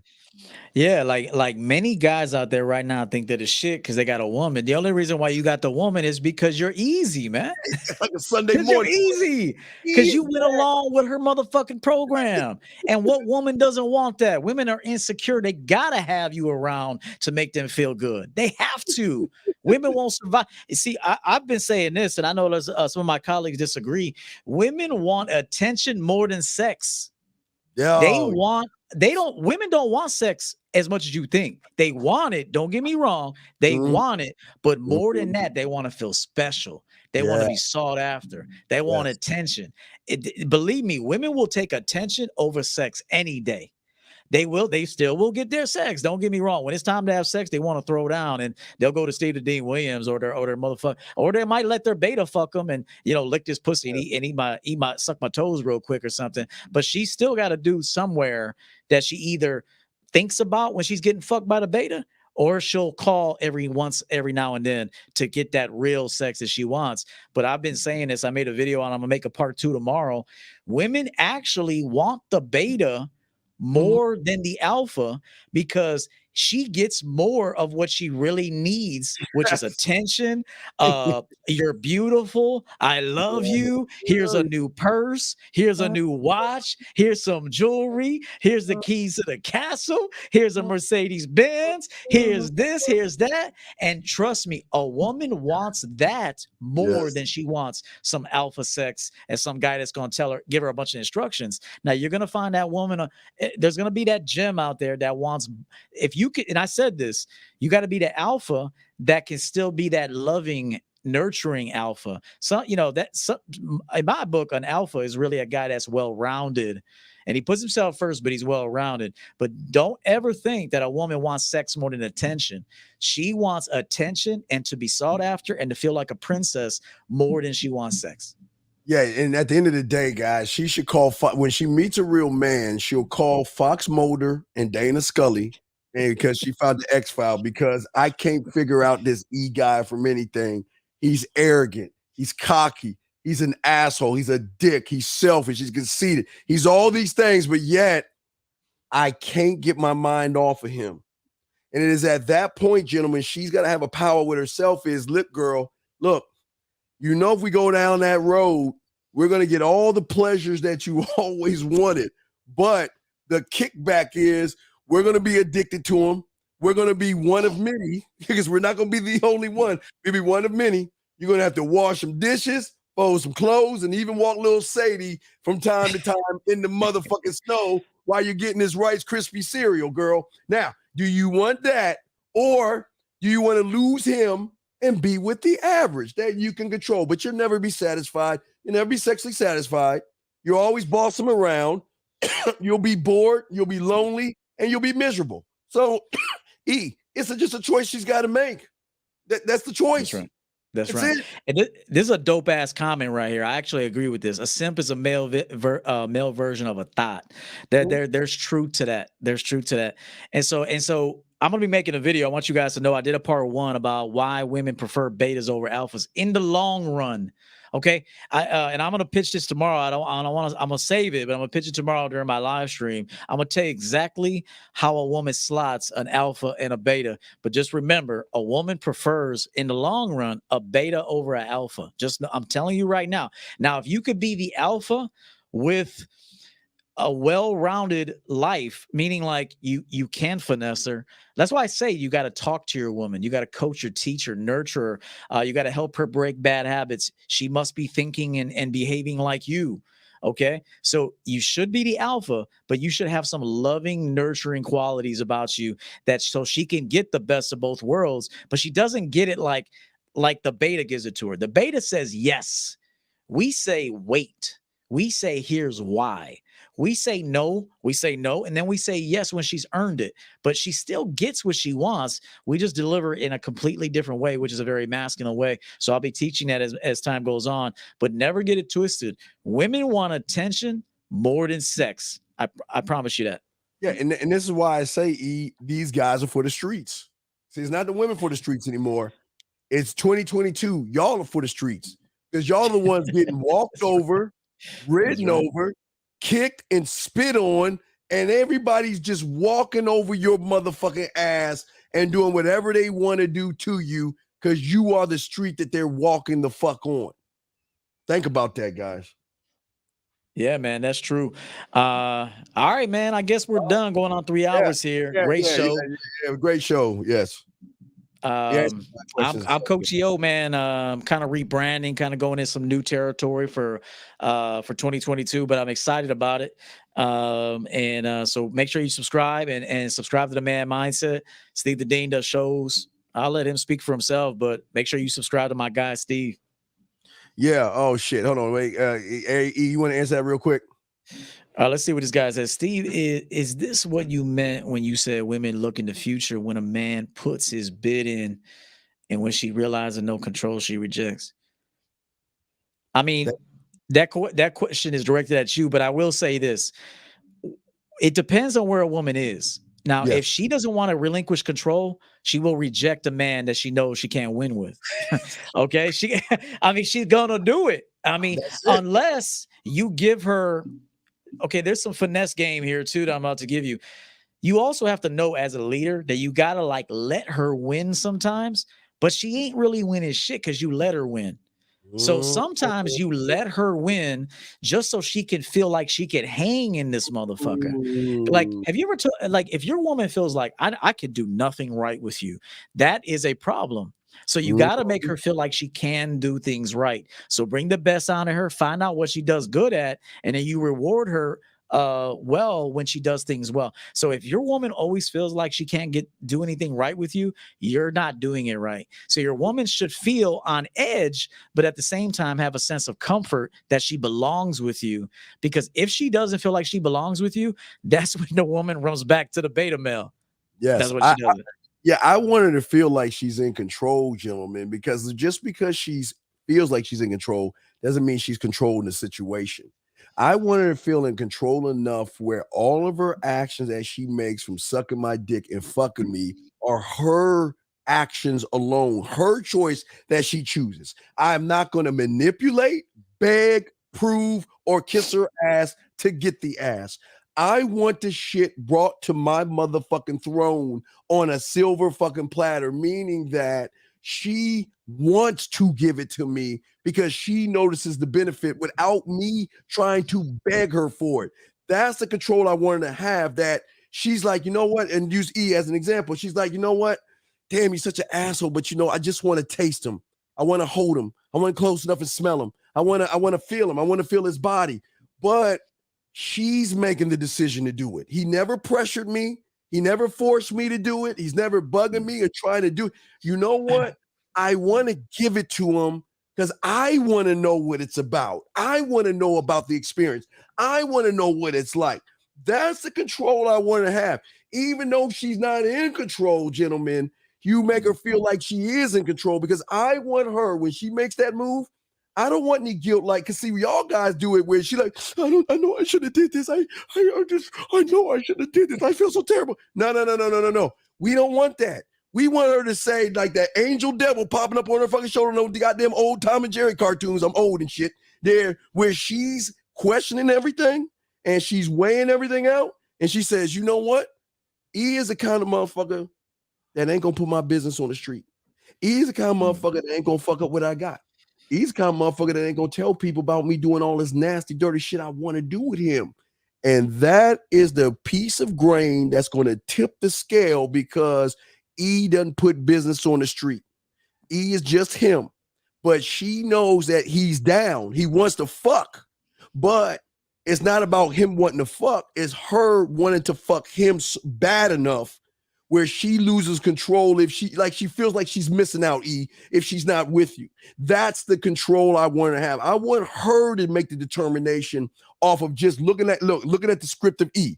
This is what he does. He's making me smile. He's making me laugh. He's making me blush. We're having great, deep philosophical conversations. I can talk to him. I don't have to ask him. Matter of fact, I had a bad day the other day, and he noticed I had a bad day, and I didn't even have to tell him. What the fuck? See, those are the things that E give her the control to want to give up the pussy. Because you remember, this is a part of her. I want her to feel good about herself, to want to fuck me, guys. I keep trying to tell you, I'm not trying to fuck them, E. I'm trying to get them motherfuckers to want to fuck me, big dog. What say you, man? Yeah, man, that's a very good segment. And I'll give you one tip of what you could do. Give her an assignment, and when she does it well, tell her that. That's that because she'll feel like she's worthy of being with you. You don't want a woman to feel like she's not worthy of being with you ever. Like you want her to feel that, but not too much. Because if she feels that too much, then she's gonna want to get a win somewhere else. Hear me out on this. Listen, this is some deep game. If she not ever getting a win with you, she will want to get a win somewhere else. And that's when you'll find out she's been texting some beta male that feeds her ego, that makes her feel good about herself. It's not that she really wants to do, but she needs to get a win because you don't let her have any wins. So you have to let your woman get a win. And so when she does something right, tell her, yo, baby, you're learning me quite well. That's exactly how I like my coffee. That's exactly how I like my breakfast. That's it. You're learning me well, baby. That's what's up. You belong here, huh? You do belong here. You do. Check you out. You do it. You know how hard it is to succeed in this program. And you are succeeding. I'm proud of your motherfucking ass. I'm proud of you, bitch. Like, tell your girl that shit, man. Because if you don't, I promise you, if she feels like a constant loser with you, that she's gonna go seek out a beta male that she could get a win with. And you know whose problem that is? That's your problem. Yes, that's a Mona Lisa right there, dog. That's a fucking Mona. Because he hit it, guys. When the woman feels like she's getting rewarded for her behavior, she's want to do it more. Because remember, E is the lock and the combination. It's hard. She can't figure him out. But E is starting to say, "Hey, you're starting to figure me out without me having to tell you." And guess what? I'm watching that. I think that's what's right. up. I like that about you. And you know what she gonna do? She gonna take that piece of crack cocaine to E. She gonna put that bitch in that thing and that's good shit. I gotta keep that shit going, E. I want more of that drug. That's right. That's right. I'm telling you, man, y'all be trying to figure it out. Like, hey, I don't know what happened, man. She fucking just cheated on me with this beta male. I found out she was talking to another dude in my phone. It's because she doesn't feel good with you, bro. Yes. Like she's attracted to you, but she don't feel good with you. See, and this is the truth. So you want her to feel good and worthy and attracted to you. That's the best. Nobody stands a chance when she feels like that. But if she's just attracted to you, but she feels like she could never win with you, you're never satisfied with her. Now, I'm not saying to always be satisfied. If you are dissatisfied, tell her why you're dissatisfied. So coach her. Even when you tell her, like, listen, I'm going to tell you something. Let me talk to you about what you did earlier. I didn't like that. And here's why I didn't like that. And here's what I need you to do next time to do it better. So it feels different than just, I don't like that.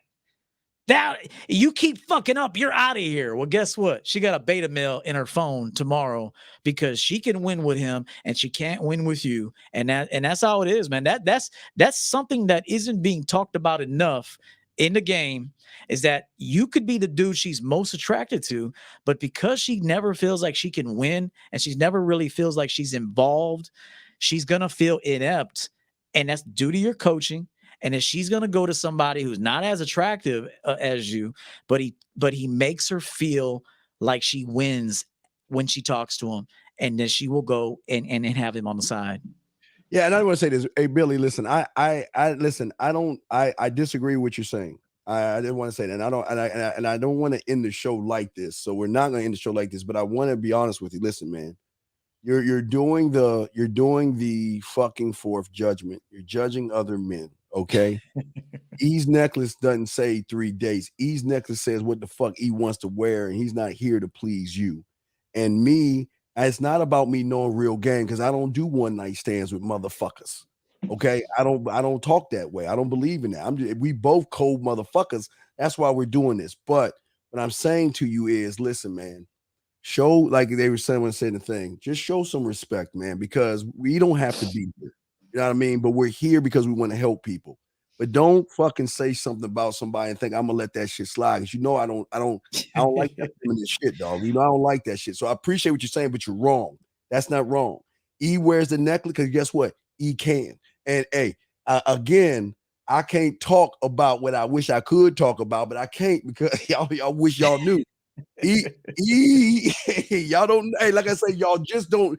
I just wish we could do I wish we could do something one day where we could put a mic and let them hear how we are behind the scenes, because that's not cool to say that, man. Have a little respect for the man, both of us, because we're trying to teach you something. That's some feminine shit. I'm sorry. I didn't mean to interrupt you, but No, I it is. And like, usually, when somebody says something like that, that just means that they lack style. Because a yeah, person with style is not going to say that. And yeah. and it's so I would say that he feels That nigga was dope. inferior That to nigga was dope me, as fuck. which is Shit. why he said that. He's probably Yeah. a very bland dude. Yeah. And when he looks at me, it makes him feel a certain way. So I always see that's another cope. That was another cope. But anyway, you need to number your codes now, man, because there's so Hey, you better subscribe, man, so I could teach you about all your little copes, because that's what that was. You're a bland dude looking at a sharp motherfucker, and then that made you feel a certain way. That's the truth. Looking at a man, though, man. That's that we ain't supposed to be looking at him. Don't look. Listen, Billy. I'm gonna say this to you. One thing: don't look at the messengers. Listen to the fucking message, man. Listen to the message, okay? That's what we try to teach you, young men. Don't worry about what we have on. Don't worry about that stuff. Think about the message, young man, okay? God damn, dog. Shit. Yeah, that was some, especially after that last segment, because what was just taught before that shit could be was life-changing for you. Yes. Life-changing for you. Yes. If you only know that last part, man, it could be life-changing for you, man. So that was gold, man. That was for like platinum diamond type shit. And you worry about how motherfuckers what he wearing and shit. Come the fuck on, Billy. I don't even know the motherfucker, but goddamn on. Anyway, last thing, Prime 21 says nonstop game tonight. Much appreciated, fellas. Thank you for the super chat. Now we can fucking end the goddamn show. We answered all the goddamn questions and all that other stuff, man. We appreciate all you guys. Remember, championgamecoaching.com. Am I correct, E? Champion Game that's Coaching. it. Yeah, that's it. Yeah. Or themanmindset.com, gentlemen. Y'all know how to do it. And we will see you guys next motherfucking Monday, man. All right, we out there.